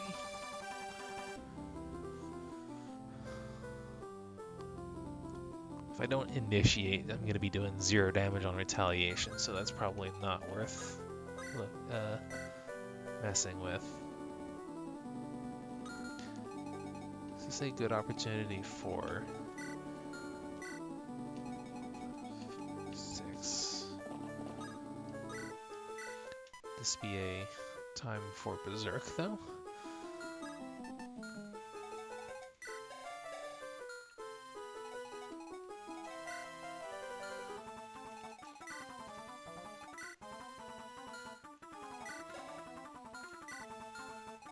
Might actually be a good time for Berserk. Assuming Gilbert can take these hits. 30 and 29.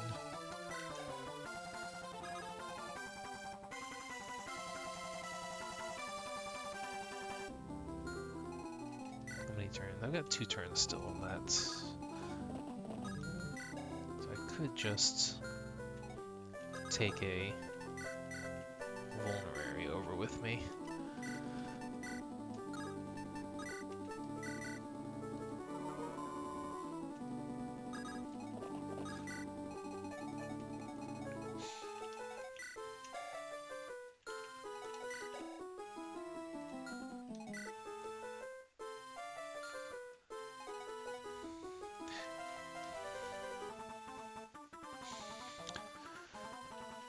I might be overestimating Gilbert and Marin's support.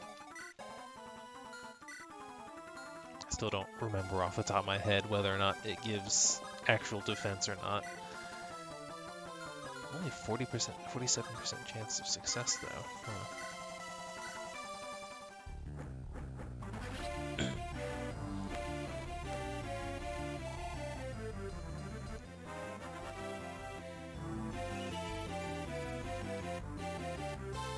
Strength and luck.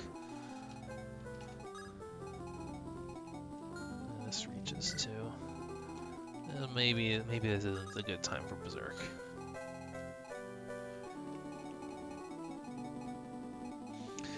Could try to Berserk someone over here and then just back off.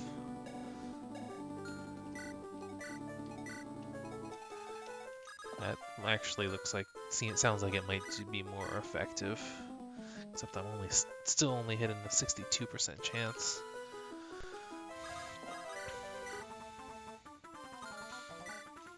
So got 11 resistance. 32 and 28. Except this would be 33 because of weapon triangle.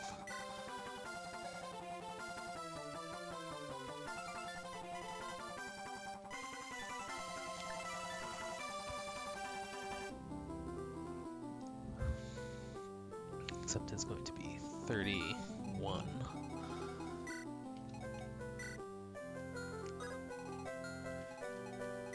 This is 2 spaces.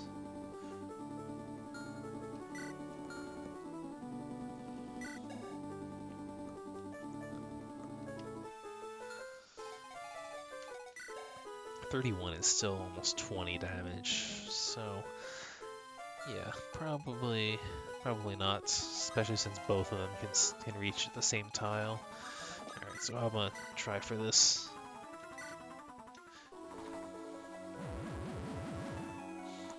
Alright, that worked. Now I'm gonna back off and basically let them harass themselves.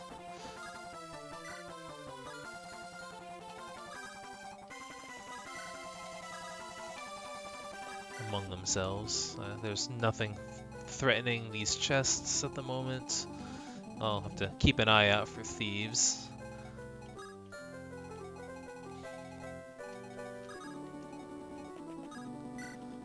But if I can bring them down here. 1, 2, 3, 4, 5, 6. 1, 2, 3, 4, 5, 6. I probably still want to be in position to deal with them next turn. Or alternatively, I just swing my entire army up into the corridor. And then by the time they catch up, this hero should have done a decent amount of damage amongst their ranks. That sounds like a decent idea. I'll go with that. I can stay just a bit ahead of them, harass with bolting as well.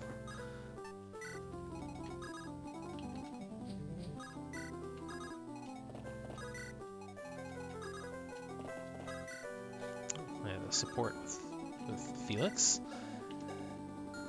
because he's already got a support with Brayet.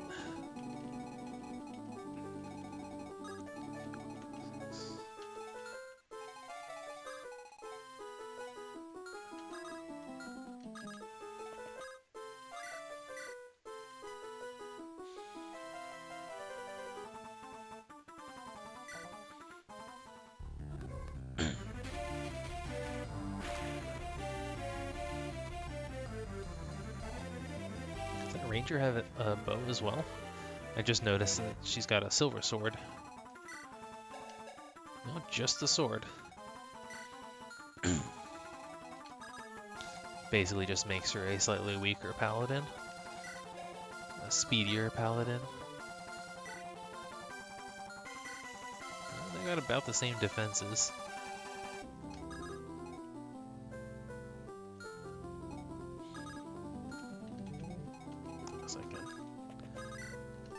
Janessa. Start working on those injured people and get them healed up. Who else? Jarek.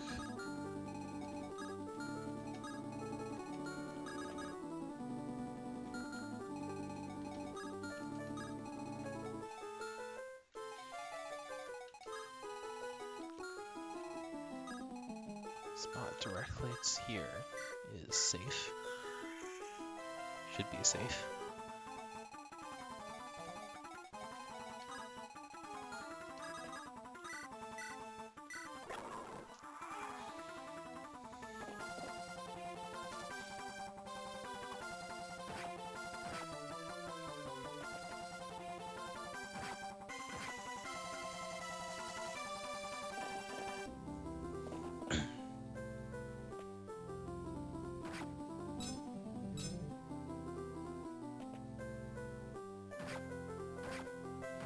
Maybe he'll actually use one of his elixirs if he takes enough damage.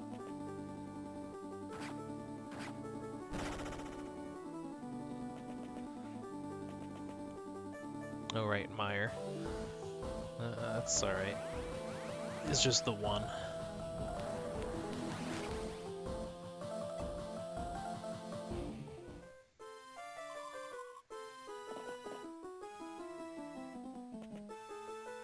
Interesting.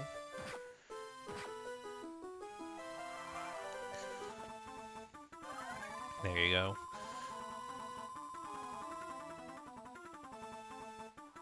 Oof. Reinforcements coursing in real fast there.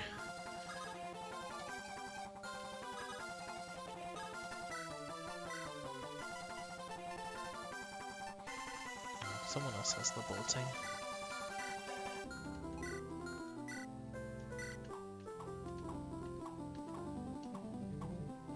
Yeah, Sylvie does. It's over there.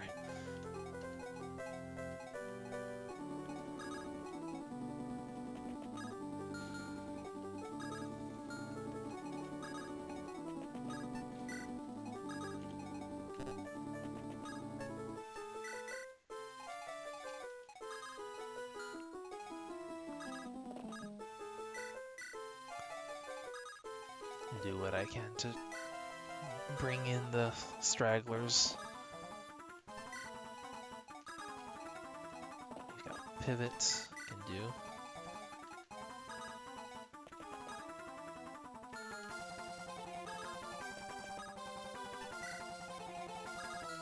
At this point, I might as well just rescue them.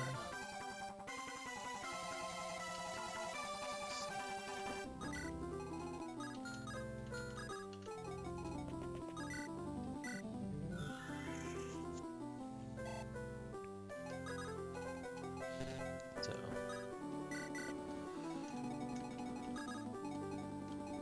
the Cyclopses didn't move. Interesting.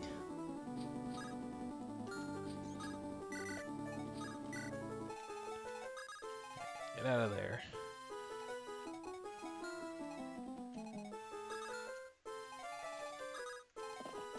We need to finally heal Sylvie.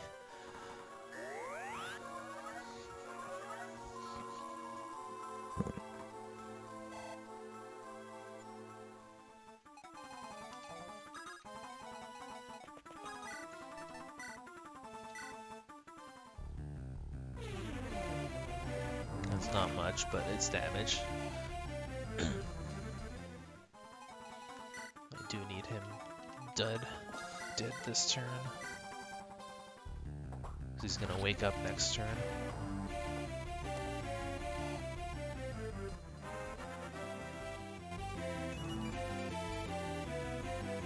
Speed. Good.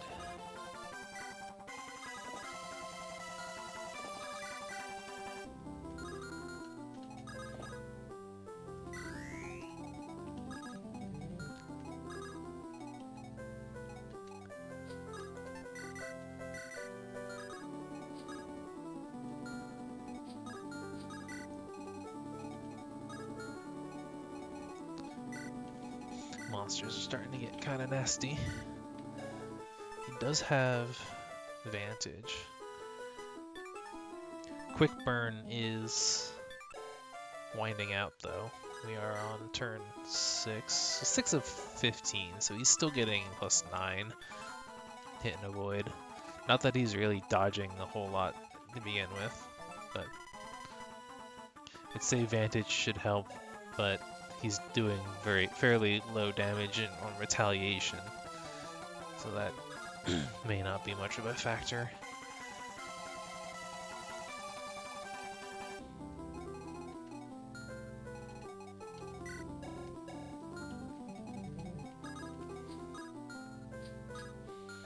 This should be ready to get in there and help out though. Because those reinforcements in that room are coming in faster than he can clear them out.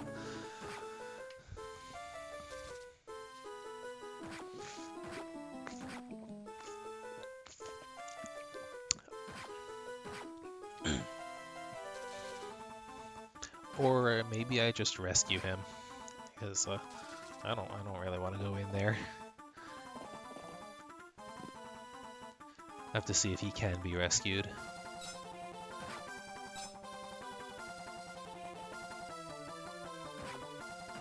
Oh, well, he died.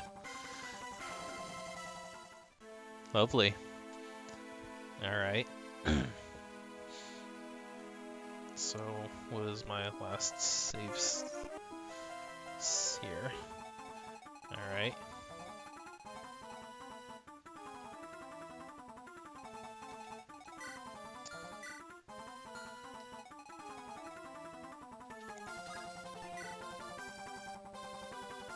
Yeah, I mean, assuming I can use it on him, because characters that have no movement can't be lunged either, so I might not be able to actually rescue him. But it's something I can at least try now.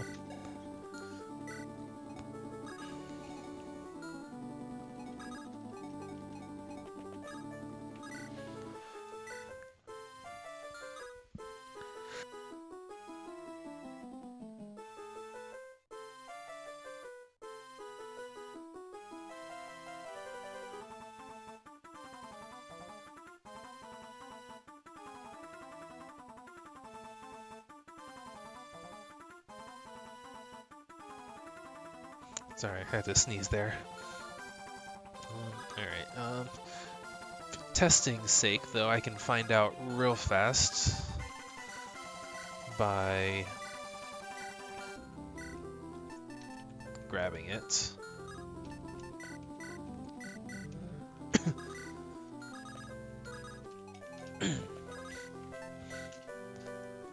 He can be rescued. Alright. Does that do... Okay. Alright, so that does work. Good. As I mentioned before, I was afraid that it might not. Plan on this front remains the same, though I might start doing some rescue drops a little sooner. Can anyone pick up Jarek? Jarek's a big guy.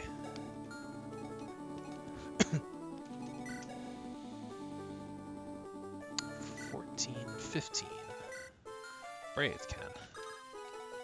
That only gives him one extra movement, but it's something.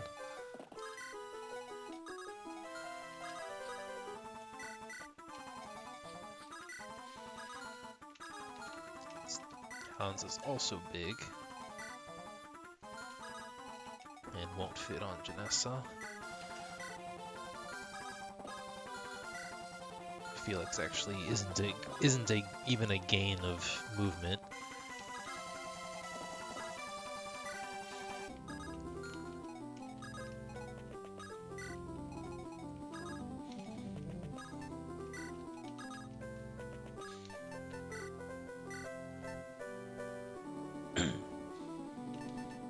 Let's see, I don't think I need the restore staff for anything anymore. So I will just swap that out for rescue now.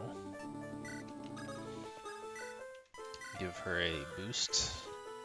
Get her a bit closer again in an actual safe area.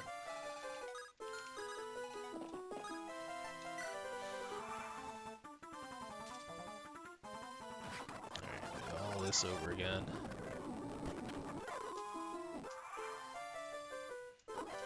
Oh, the warrior blocked Sedri that time. And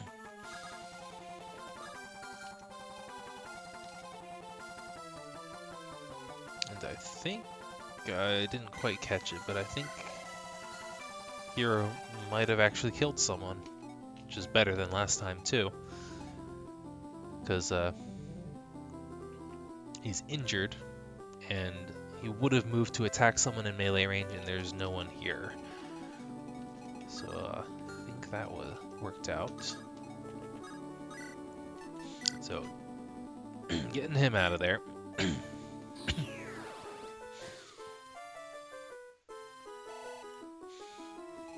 You're safe now, Here, Your Highness.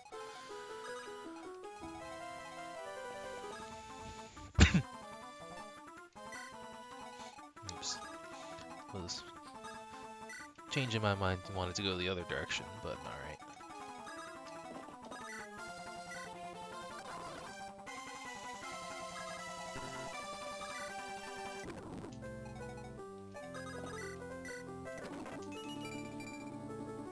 Alright, he's still got speed.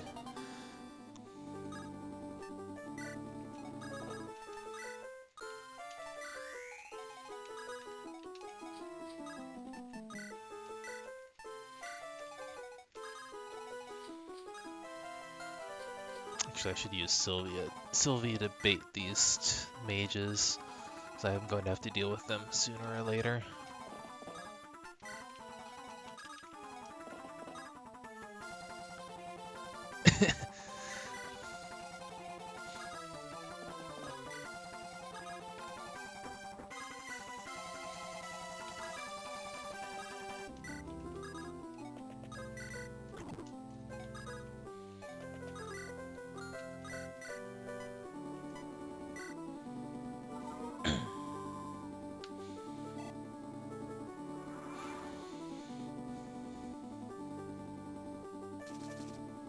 What if the monsters start breaking the wall? The enemies in there. They haven't yet, but now they also had a target to actually attack. Well, the berserk enemy went. Oh, alright, well, he didn't do as much as I was hoping he would.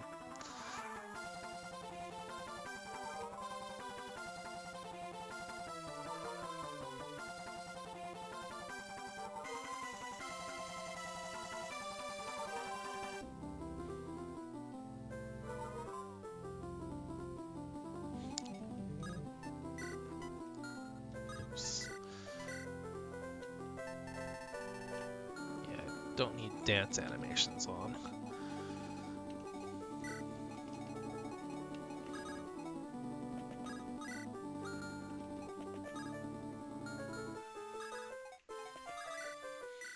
See if I can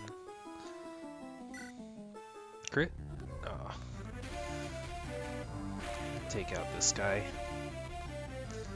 because then I can shoot over the wall on against my pursuers here.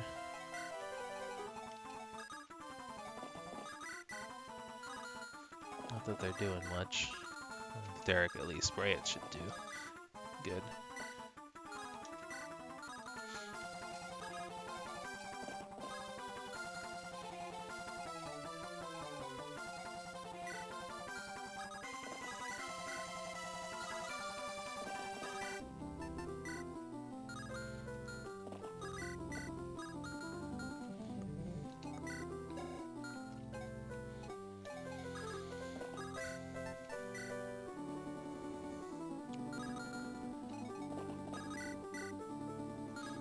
Not to kill either of them.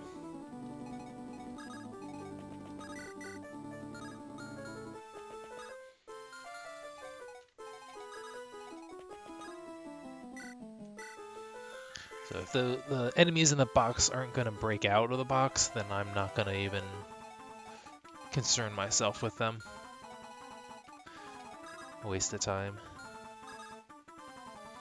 Oh, I do need the bolting back. Alright, come back.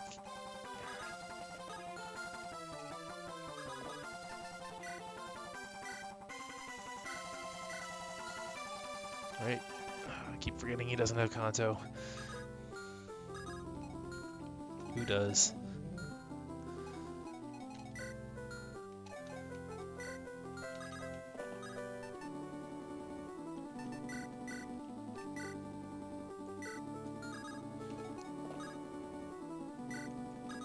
Gets me moderately closer. Can I get... No, not quite.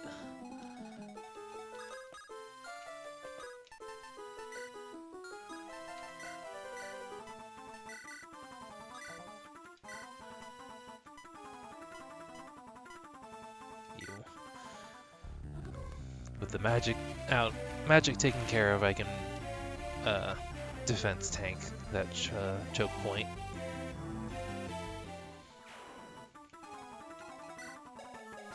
I guess Hans can do it. Hans or Cedri. I think Cedri still has more effective defense, amusingly enough.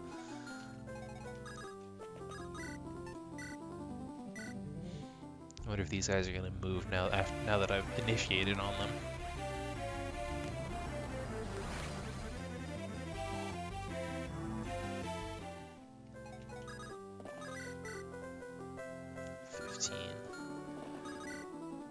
And 15.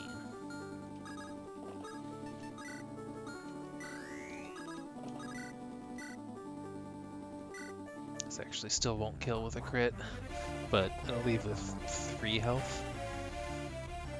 2.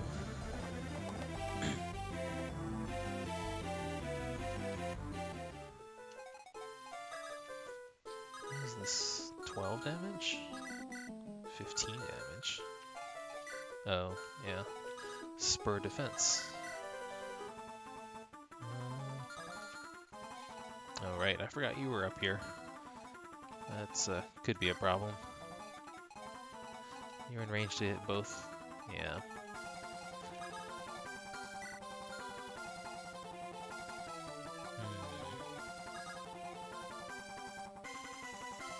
Well, I can bring him down to 1. I can kill the 1, and perhaps I can bait... No, he's probably going to attack Gilbert. The other Cyclops. He's like, can I get the Cyclops to attack Henley? But Gilbert has less defense and doesn't have a ranged weapon. So Gilbert is going to be it. I may have to restart this turn.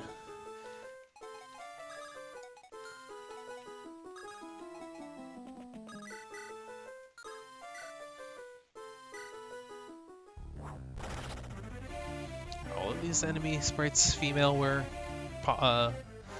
female sprites exist in terms of the enemies, and for any particular reason. I wonder. You actually have Silverbow.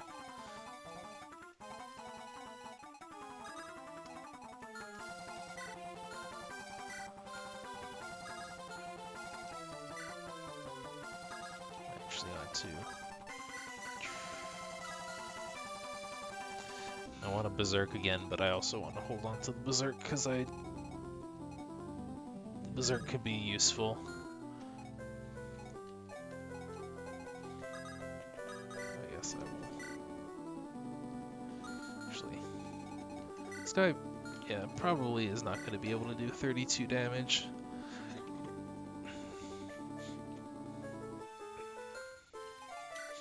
It's got... Though, we do have this nasty combination still to be concerned about.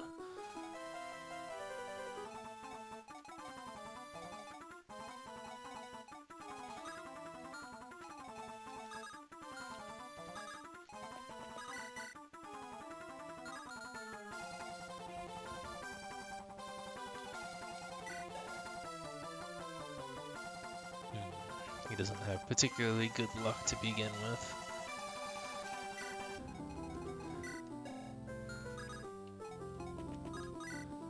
Maybe I ought to sleep him.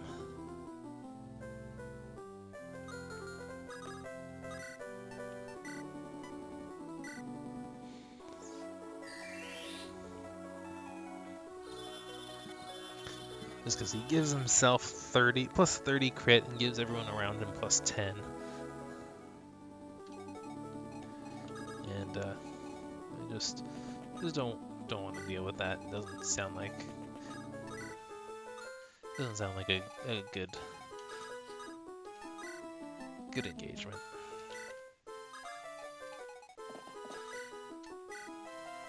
Alright, I mean, I can just gonna kill this enemy with Grayet. Might just leave that warrior there instead of going out and finishing him off.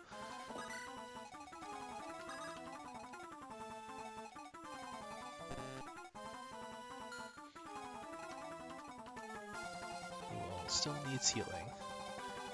Just Jarek. Jarek can get healing next turn. Alright, let's see what happens with the Cyclops and Mogul.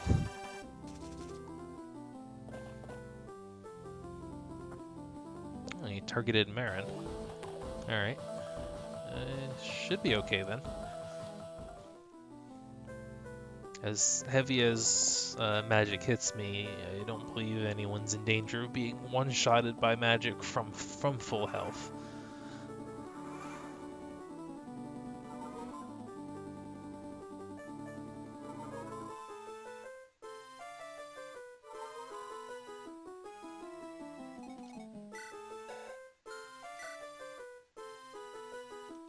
Alright, he's got... What does he have? Camaraderie. Alright, I'm gonna...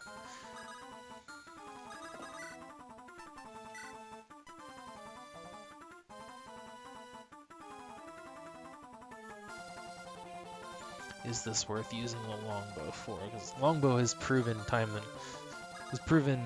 exceptionally useful. Starting out this part of the game a little more cautious, a little more conservative with using it. This guy should round the corner as the only thing capable of shooting over the wall, so I might be able to bait him with someone a little more safely.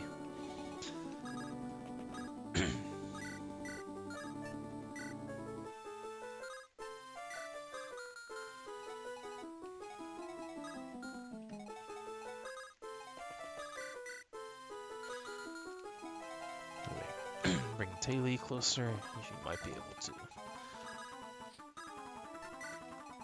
Double attack. Yeah. And this matchup happens so infrequently that I don't mind Fordra's speed getting sealed. It's garbage to begin with. I will pull you back. Though, might also be a good matchup if so we've got Warding and Certain Blow, 10 speed, but actually only 4 speed, so minus 6 to speed. And I've got 7 speed, so not in danger. Not gonna do a ton back, because he's got 34 resistance. Well, then again, I've got 24 might on the tome, so that actually balances out surprising a bit. I'll leave her support nearby. And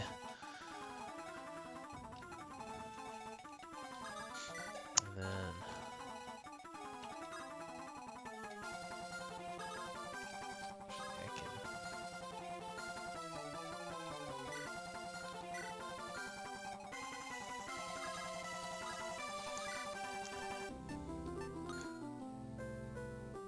instead of baiting both of them, I can bait just one, because the Druid can reach Sylvie here, but the Sage cannot. Also interesting that this eyeball never moved. I kind of expected him to.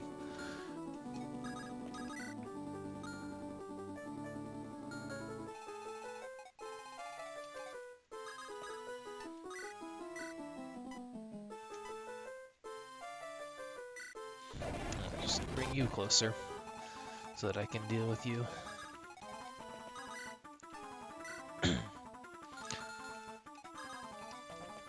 Just missing a little bit of power. One shot. Fix that.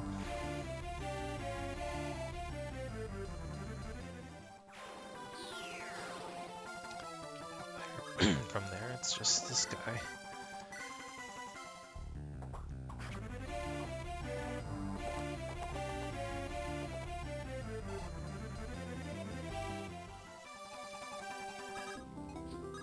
Actually do I need not enough to be worth anything. may actually need to bring Cedri in to attack. This is equally worthless. Unless he crits. He might crit. He did crit.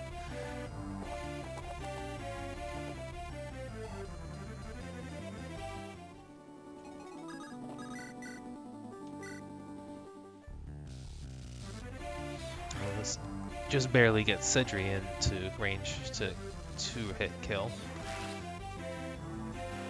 Which works out. Makes the corridor entirely safe for me. Almost entirely safe, I should say. They can still have outside people who can shoot over the walls. We can target Marin here, actually. Didn't notice that until just now.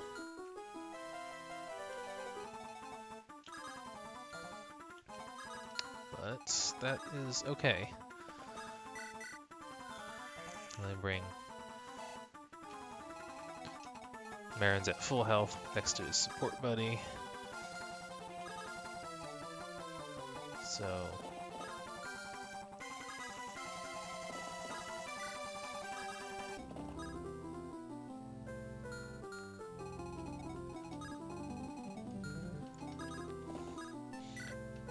he's probably going to attack Marin.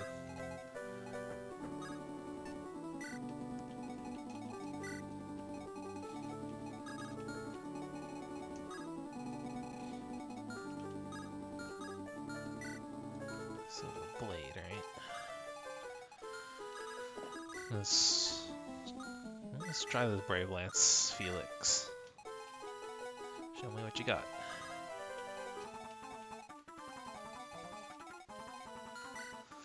Yes. Henley can come back around to ferry someone.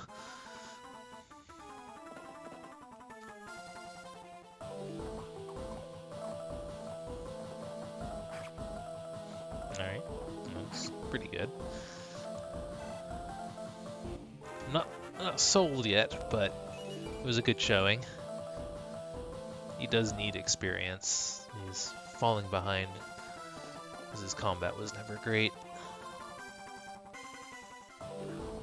Okay, yeah, I'm actually punching through warding blow quite well here. Not going to be fast enough to double, though. Or am I? Why am I fast enough to double? Is that Taily still? The spur speed, I guess? Yeah, actually, I think that did push me up high enough. Yeah, I expected that.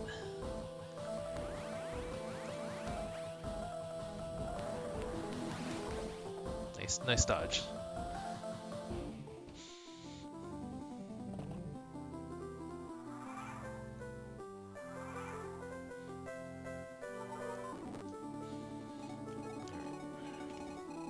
I do have to start thinking about treasure chests too. We are on turn 9. It feels like it's been longer than 9 turns. But regardless.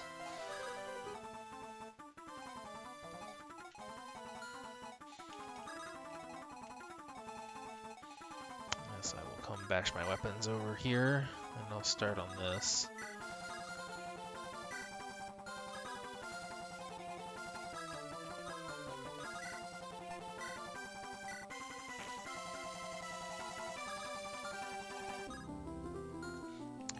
Bait you out.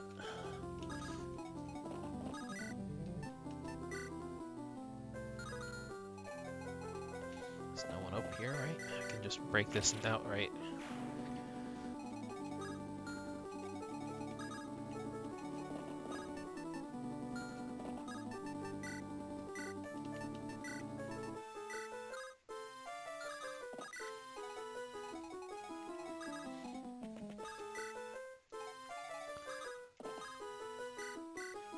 Should get, yeah, bring it in range.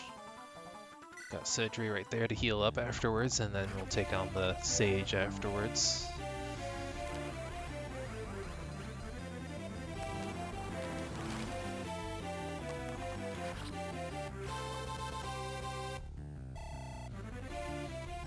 finally nearing the boss. I can. Actually, I do want to bait the sage regardless. 1, 2, 3, 4, 5, 6. Yeah, here.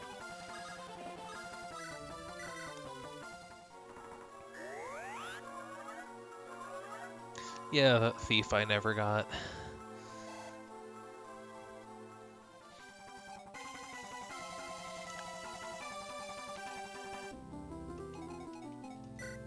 You actually have a silver bow. I have to be wary of, or not wary, but aware.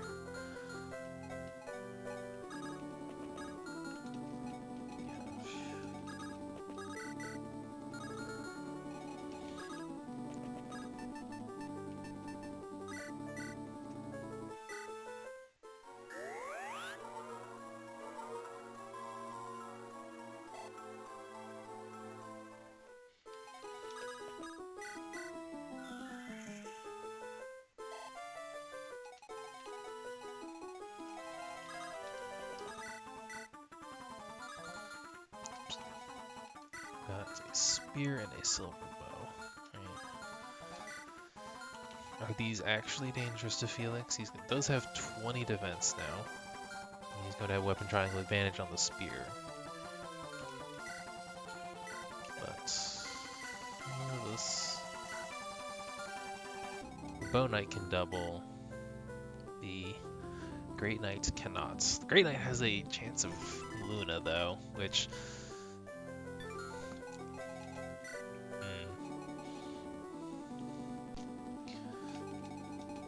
more RNG to worry about on the enemy phase.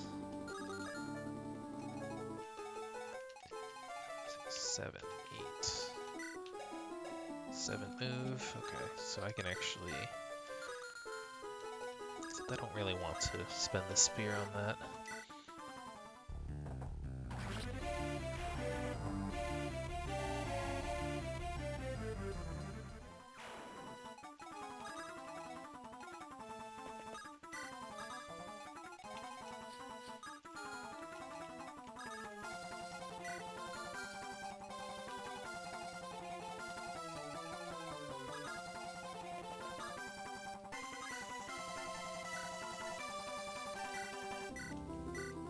I can store that for now. I'm gonna need.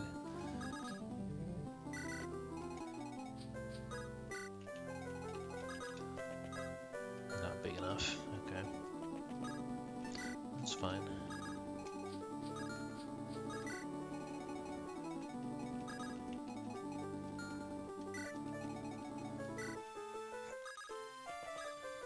I don't want to put her there because of the spear user. Oops.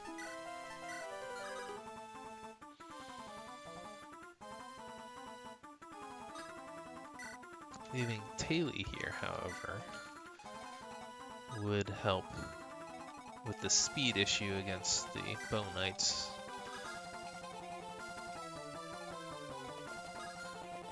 Leave her here for charm.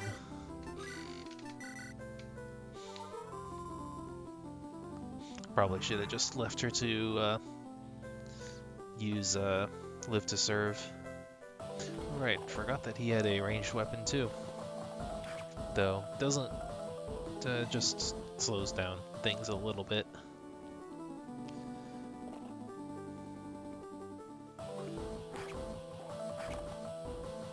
He attacked, oh, that's Provoke, I think.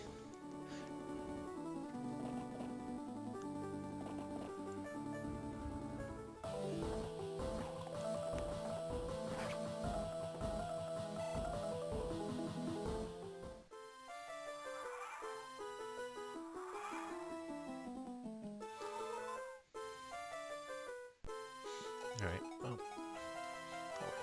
worked out well enough.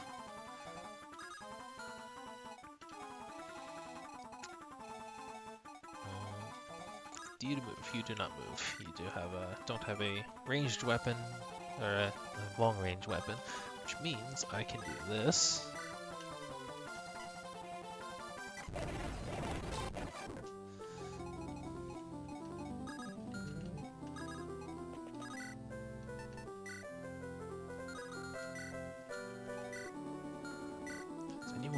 not have their level... You don't have your level 5 skill yet.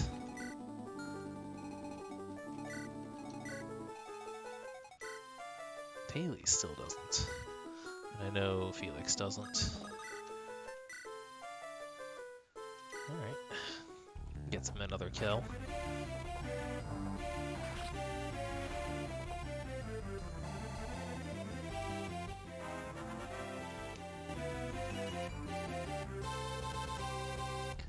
Not a great level up, but it'll do. Gotta check the timer on you. You should still have like 3 turns? Okay.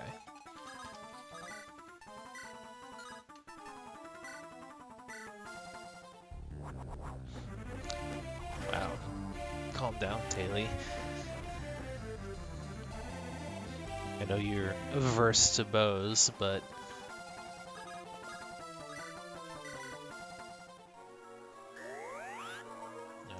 Live to Serve will top that off as well.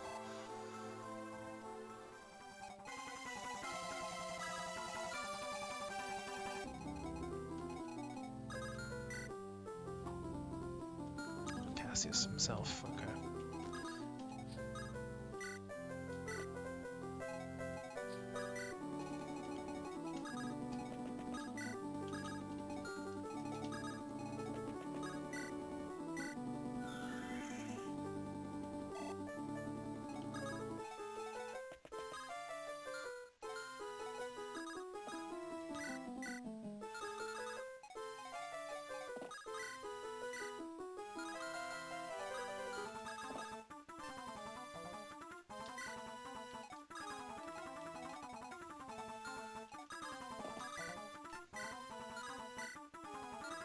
Just barely missing some damage.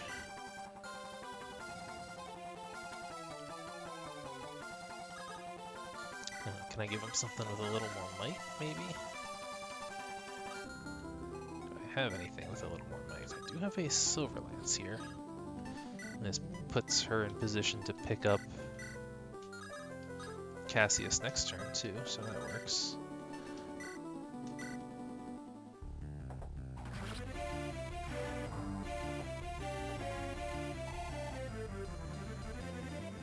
Part of me wonders why I'm still trying to give Gilbert experience, and then the other part of me says that I might as well because I'm forced to use, or I'm not forced to, but I'm able to use everyone.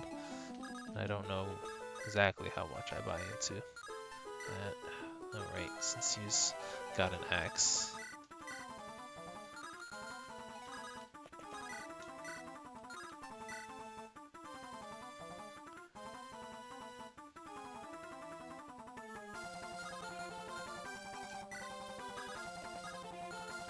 Garrett's actually big enough to rescue Hans.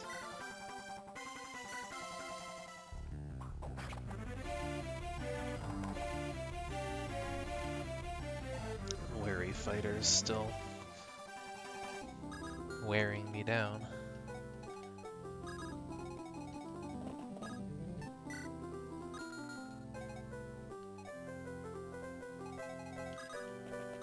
If I do this, can I do enough damage? I did not do enough damage. You do. You don't do enough damage either.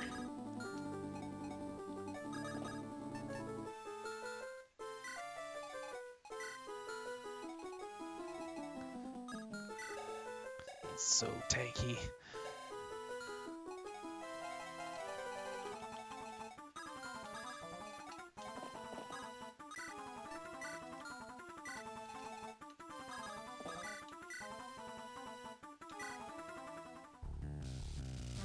Oh, good. There was the crit that I was looking for. Like, am I not going to be able to kill him this turn? Yeah, this is... yeah, what I wanted to set up. Kill for Derek. Maybe he can finally get Kanto Plus. Yeah, and then be able to move when I want him to ferry stuff around. Still got great skill. He hits stuff. He just doesn't hit stuff particularly hard, and he doesn't hit them very fast, and he can't take a hit.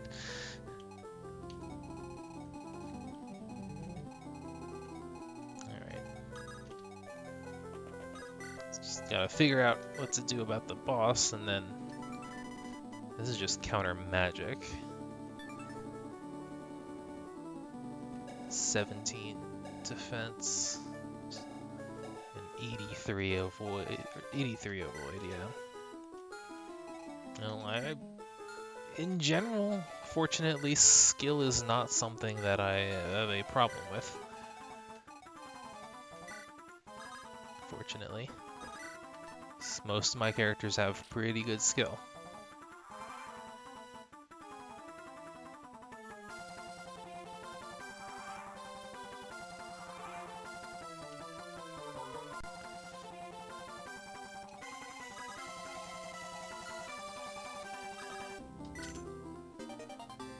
Hey, another warp staff.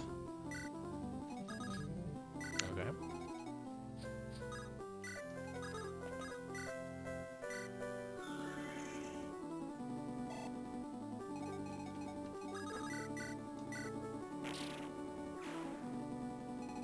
See, I'm going to have to lockpick into there.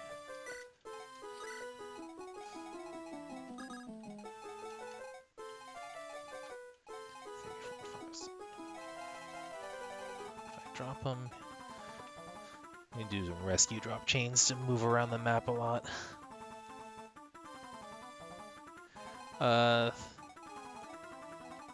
is an interesting scale, but thank God.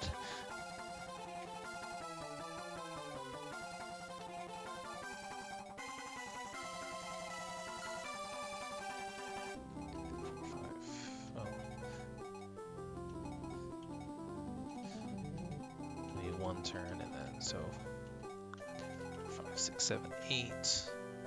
1, 2, 3, 4, 5, 6, 7, 8. Here-ish.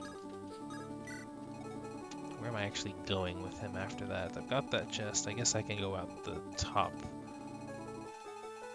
and then get those chests.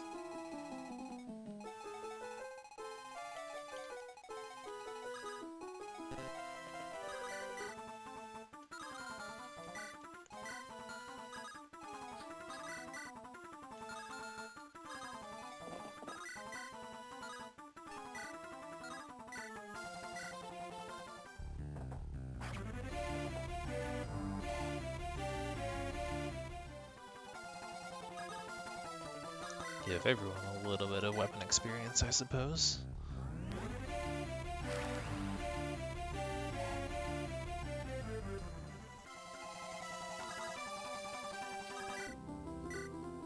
Especially if I can do it with a sword.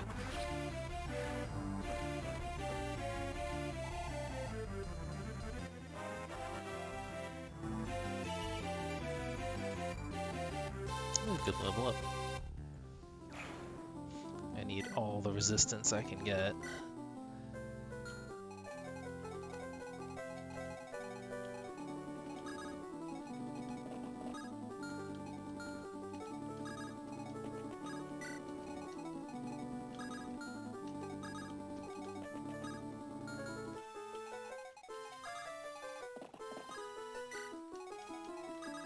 Actually, some of these guys can participate in the rescue drop maneuver.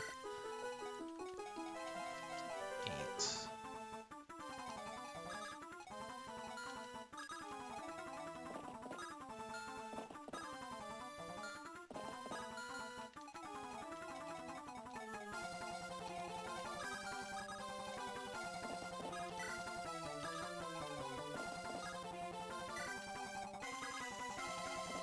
Cassius is not an especially large character. I can actually pick at some of these guys if I want.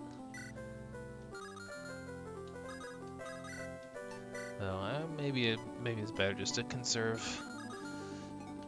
See, I can't lunge him off the throne. That'd be too easy.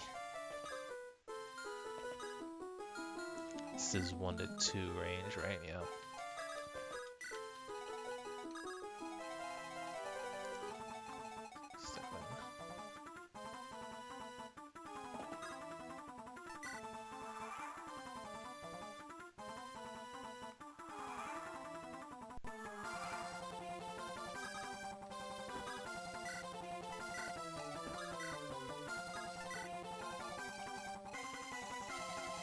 this is going to be 1, 2, 3, 4, 5, 6, 7, 8. It's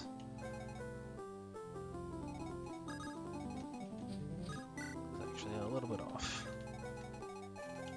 2,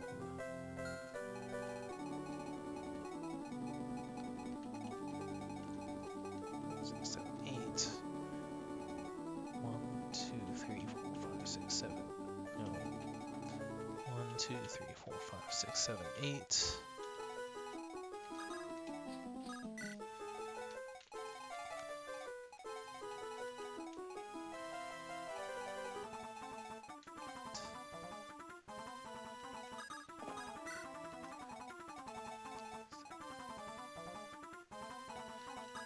Since I shouldn't probably be doing the exchange in front of enemy, in front of the boss, I'm going to move down here.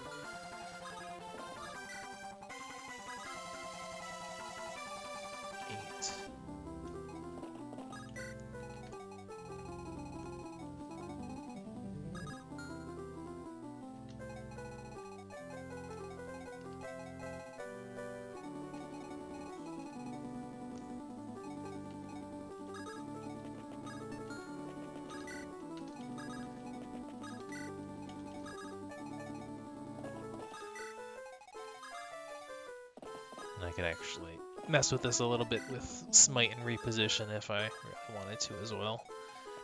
Just how bad is this?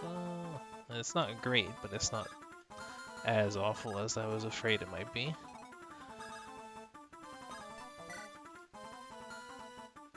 Alright, you got you guys down there.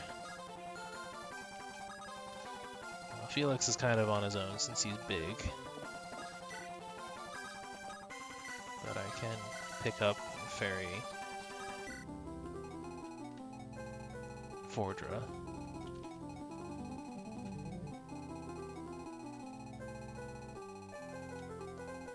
Alright, we're almost done here.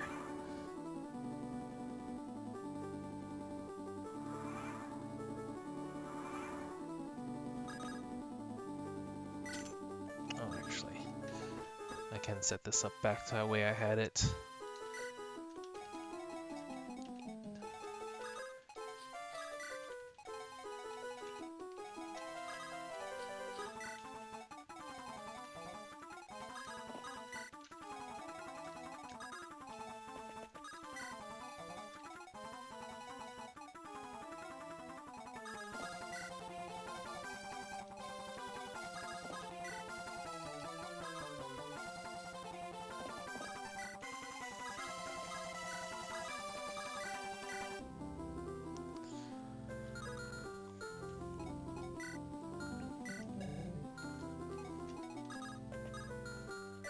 Does better when she's initiating because she gets duelist blow. However, I moved Derek. If I have Derek available, I can heal and then reposition the healer out of danger. For now, though, I suppose I can take shots. Just doesn't have anything. Just warding blow. Everything else is defensive or irrelevant.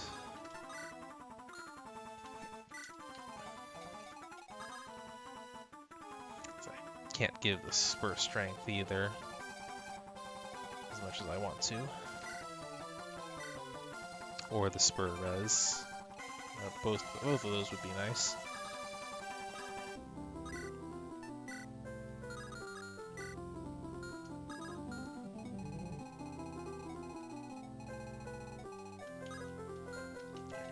Guys,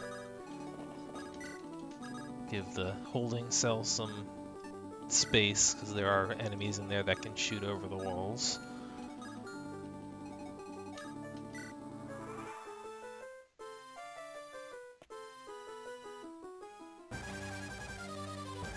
Jumps up to 97.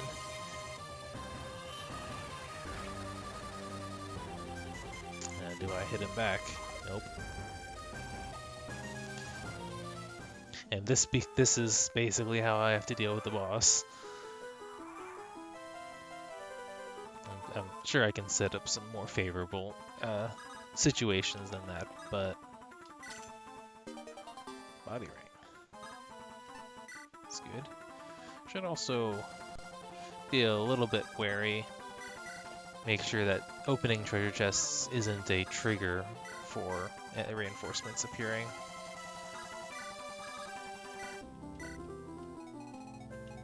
Here comes the rescue train. I was slightly off on my movement counting here.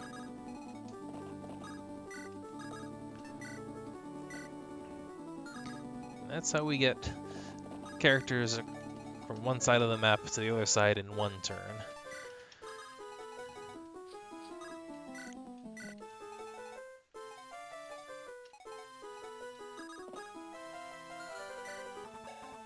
Sentry, I believe, has a mend.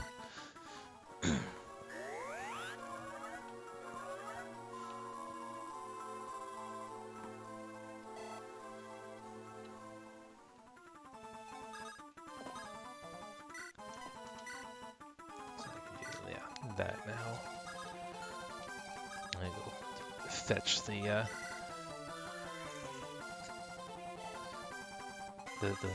rescue tracks.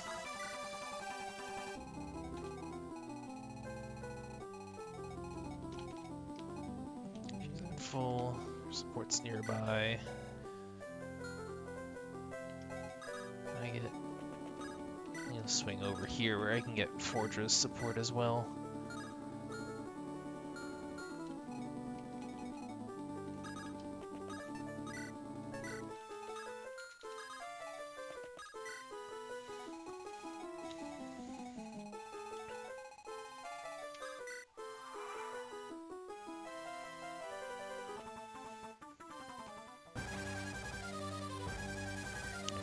Cuts his accuracy by a whole 3%.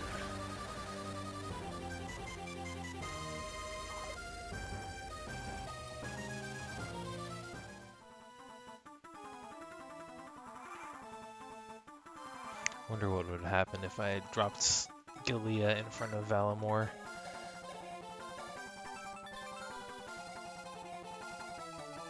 I am now tempted.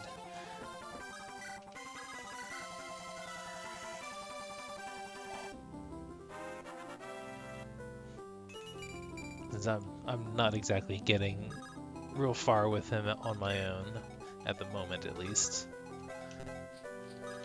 I wonder if I can triangle attack. I'm not have I actually tried that yet? Got all of my Peg Knights right there.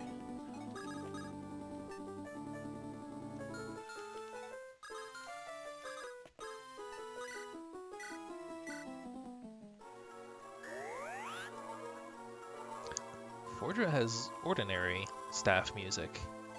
Who was it that had weird or interesting staff music? Was it something,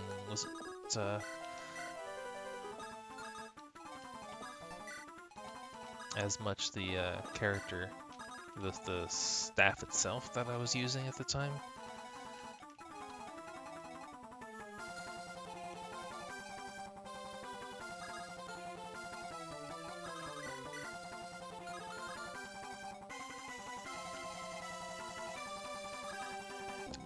Have longbow as well, which isn't really denting. That might have been it too, yeah. It might have been Gilia. This is actually a significantly better matchup.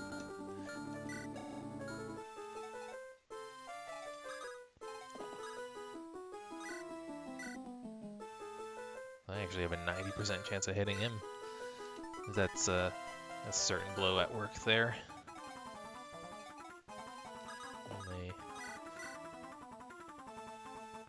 I may take that, especially since he's a lot easier to heal too.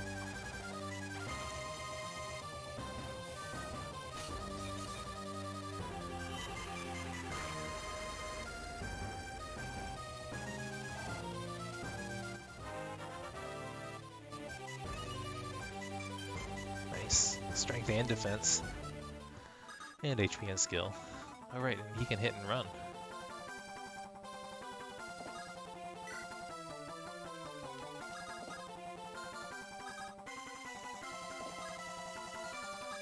You do anything?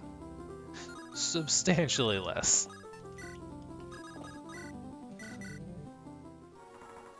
I'm just gonna let Bray take care of the boss.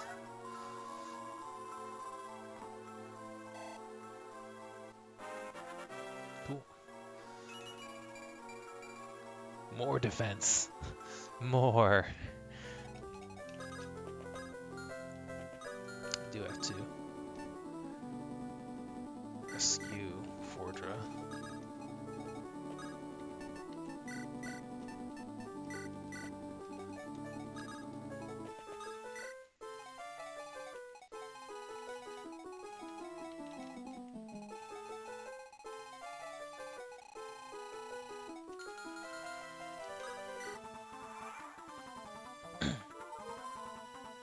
Okay, I was also half expecting him to heal an obscene amount because of his so-called immortal tome.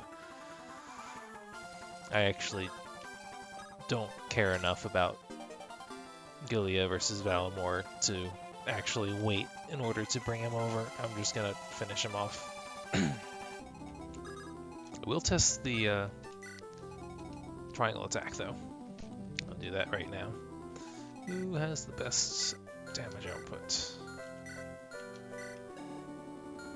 Probably Taily.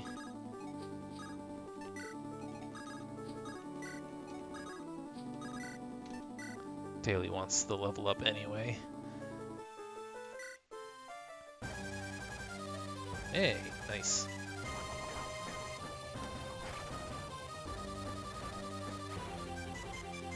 I still have Miracle to contend with, but I know that it works. I kinda wanna give Taily the level up too.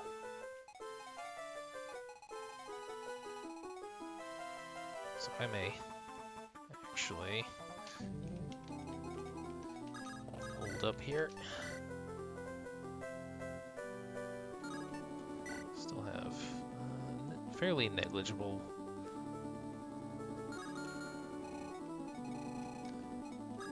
It is Seized Throne, right?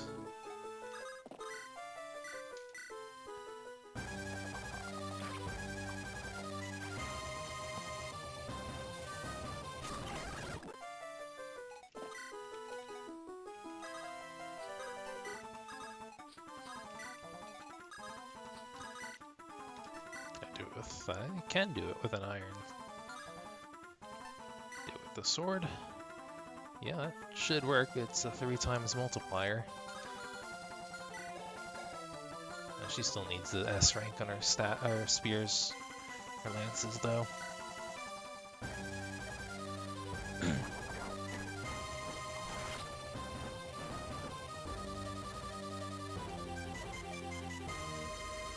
Leandra. That's a name.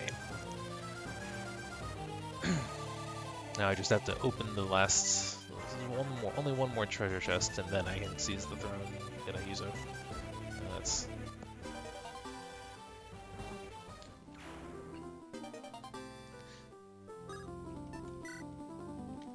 yeah.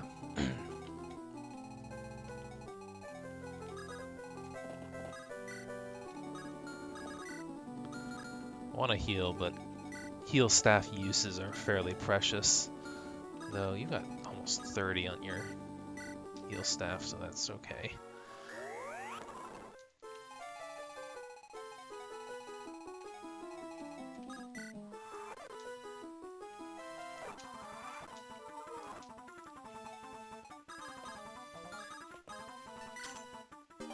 Secret book. We have a bunch of stat boosters this time.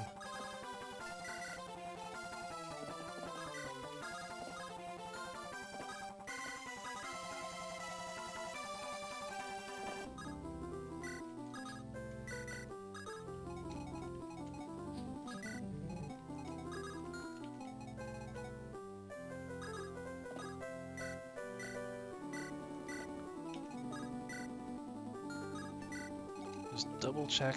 I got that one, got that one, got that one, those two. Nothing else to be worried about. Alright. Let's finish this chapter.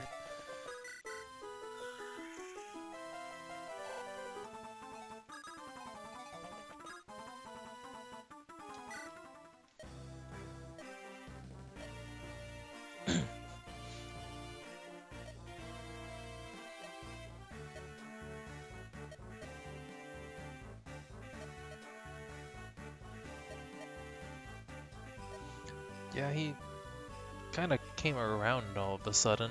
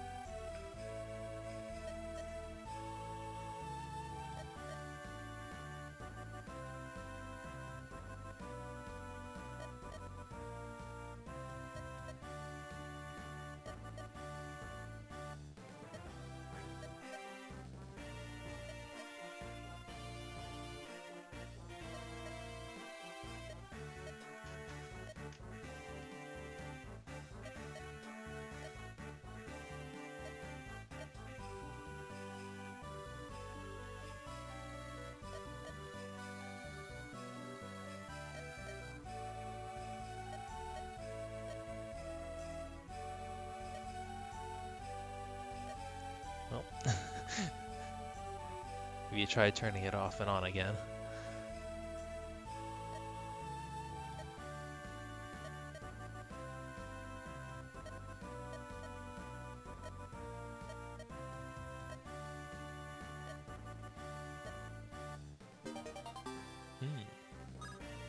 And yeah, Forger gets it.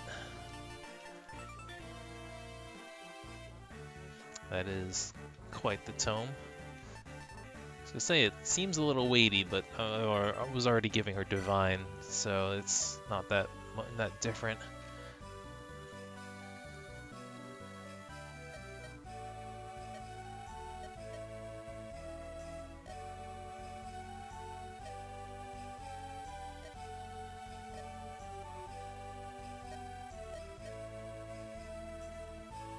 All of our retainers, all 17 of them, or 15 of them.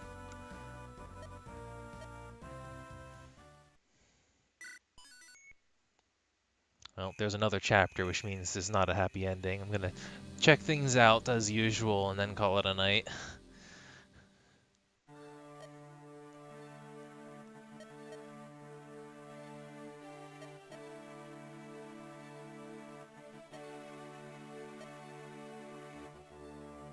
I forget who that is, but I do think they appeared. That's King? Is that the Queen?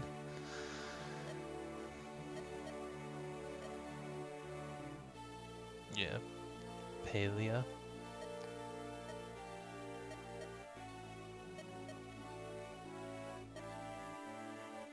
Oh, it's the uncle, I think. Yeah.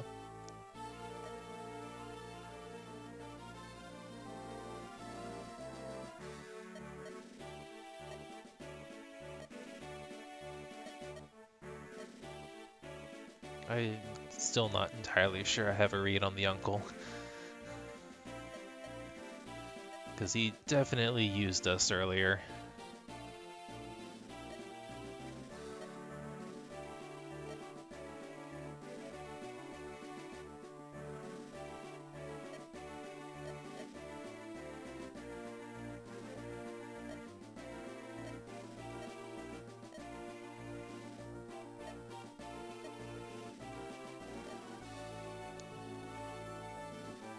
What is he gonna say?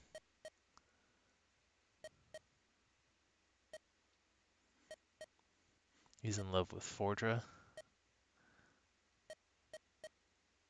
Mutual?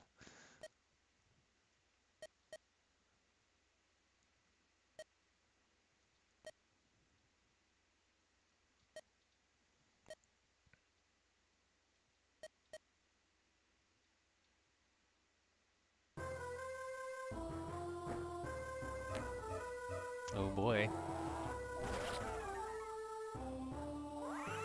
Seems rather extreme.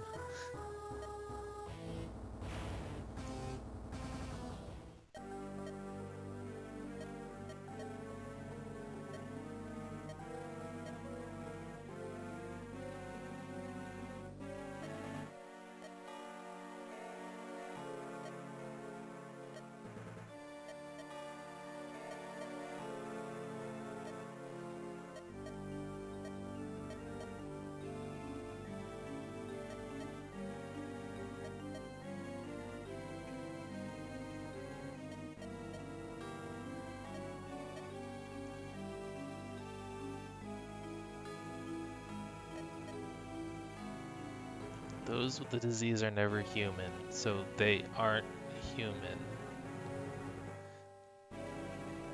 Are they half Fae?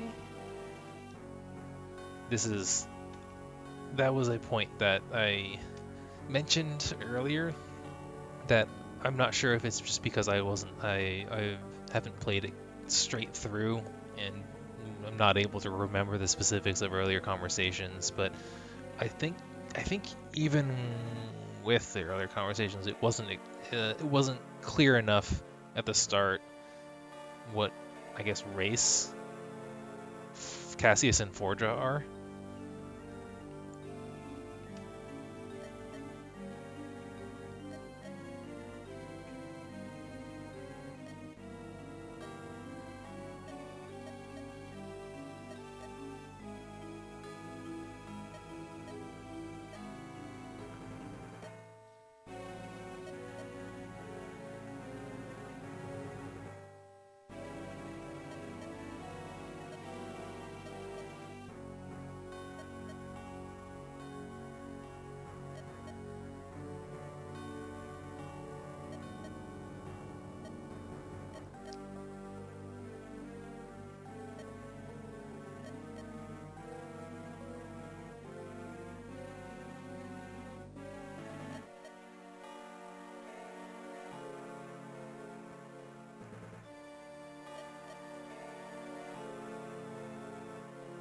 Huh.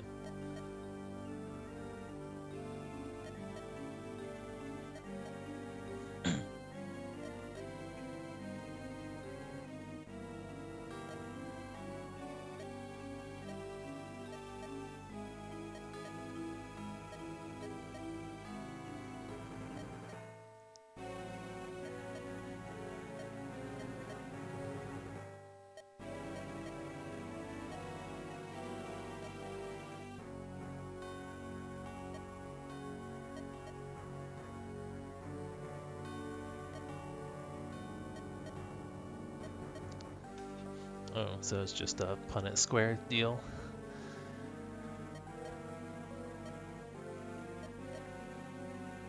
Faye is recessive.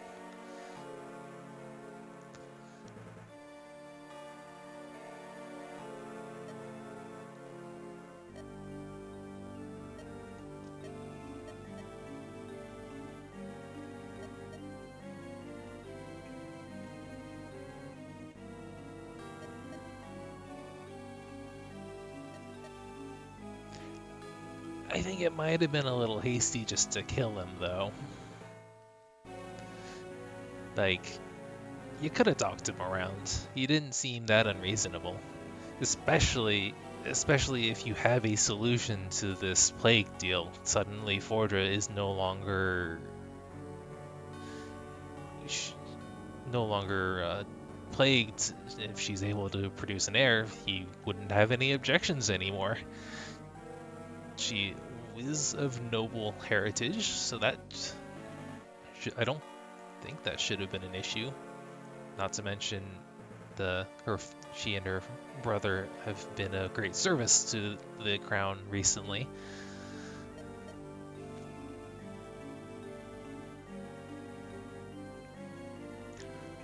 It's Fordra, do you want to marry me? Oh wait, hang on, let me kill my dad.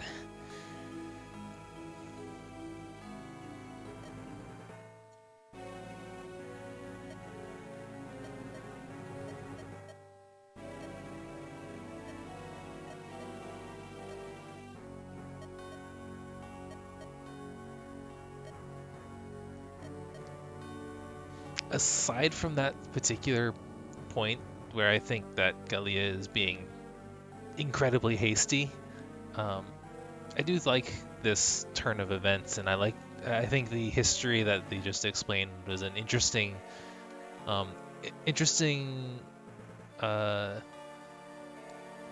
bloody history for the continent, for these people, and I don't want to say it explains, but it furthers the power struggle between the races, and I think that would actually be really um, what is the word?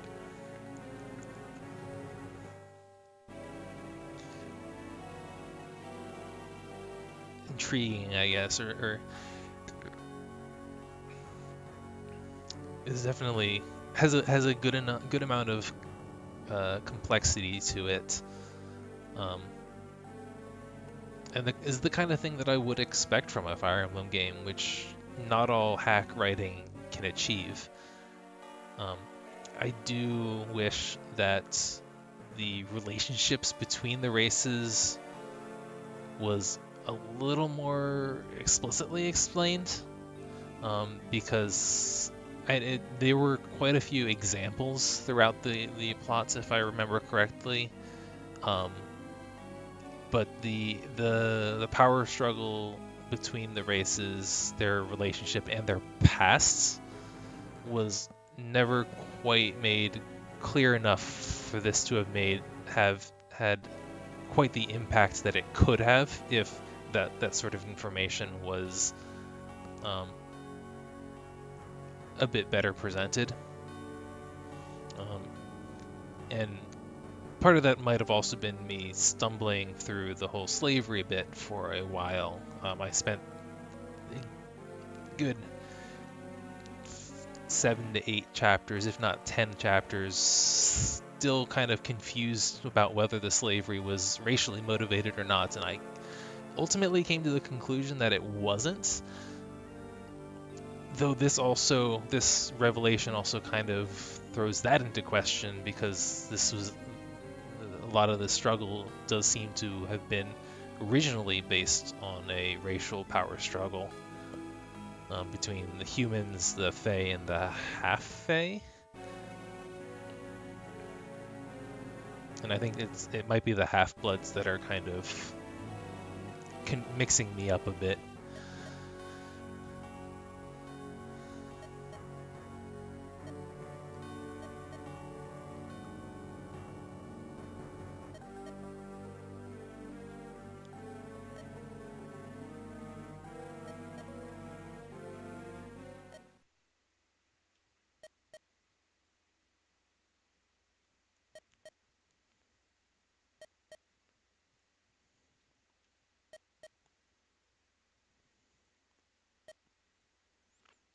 See, here's end the suffering of humankind. Is that implying wiping out humans? Because that's also a phrase used to describe saving them.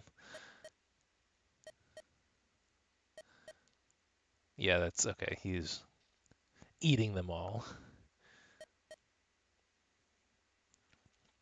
Though that also, he he seems to be motivated by a desire to bring back the Fae, believing he himself is a Fae, and try to, if he's assuming that the eradication of the Fae was a wrong, um, he lost his moral high ground by saying that the eradication of humans in exchange is okay.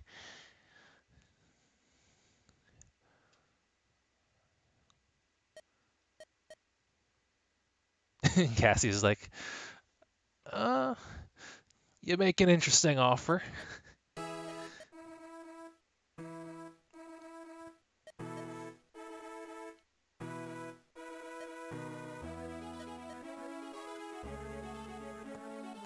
I think I think the character designer may have been attempting to make um, the racial traits more visible in the character designs as well. And I think, again, not establishing them clearly enough. At least, at the very least, like Cassius. I don't recall Cassius ever established as one particular race, and it confused me considerably.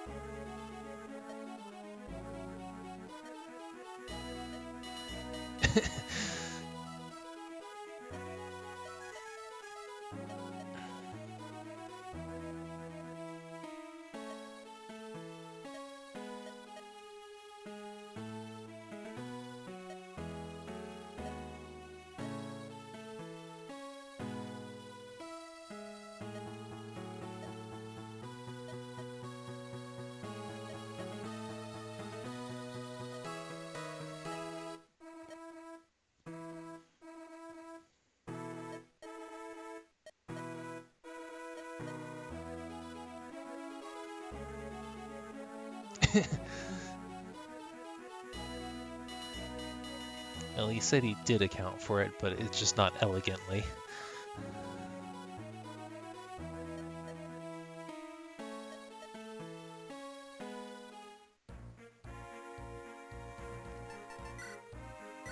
Alright. This is literally the tower stage. No, actually, it's not quite, but very similar. It's like shrunk a little bit. Bolting X? Personal artillery. This thing has no limit on its usage. That is some hot garbage. What is with this enemy density too and no cover whatsoever?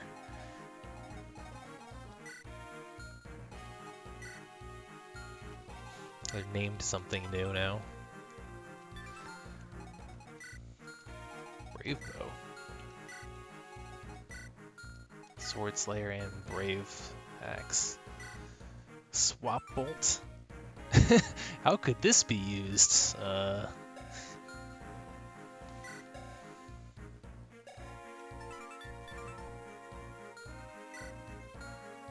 There's a treasure chest under them. Those two.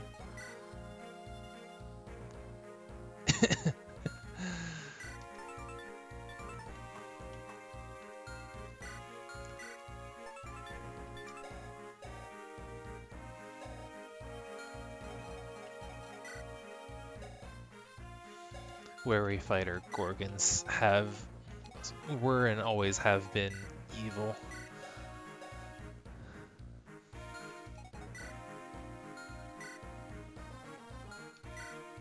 Wary fighter on anything that's not a general is, even generals, wary fighter is kind of a yuck skill to deal with.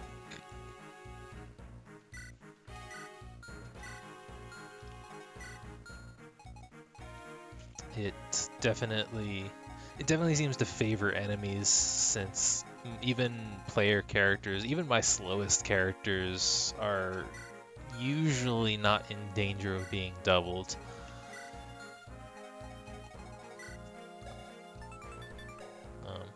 Outside of special circumstances. Is that Savage Blow? Gross. It's percentage damage too, which I'm not sure if that's better or worse. Sword Fair and Pass. Brave Sword.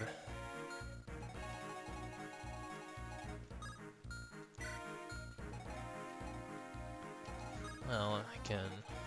Alright. I'll think about what I can do at this stage. At least it's not huge. So, like, the map itself is fairly contained. But there is a rather dumb amount of enemies for how small it is.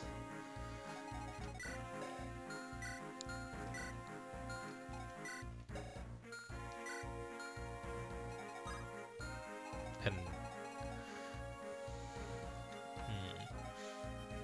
well, I suppose it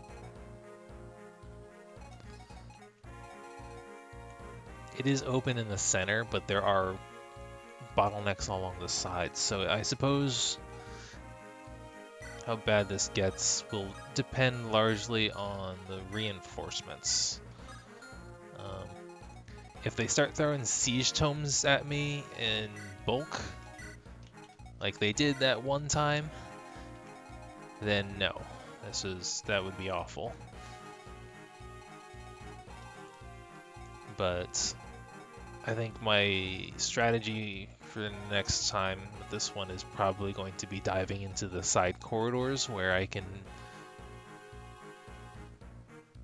This is I believe supposed to be like the banquet hall in the castle proper. I mean, this looks like it could be a castle. I mean, it's a little dreary, but structurally, it's pillars and columns and stuff. Stairs.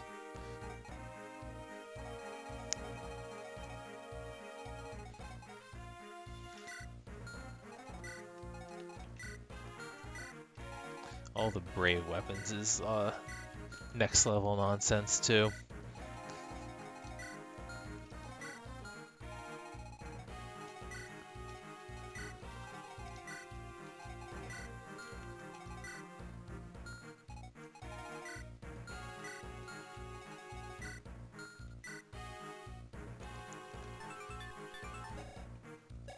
Man, because like most of my characters don't have any resistance, even a 0 might swap bolt is gonna hit someone. Is gonna hit almost any of my units fairly hard.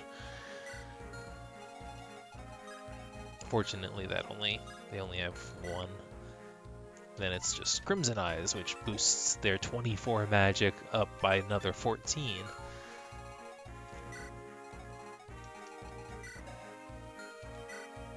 Well, we'll see next week.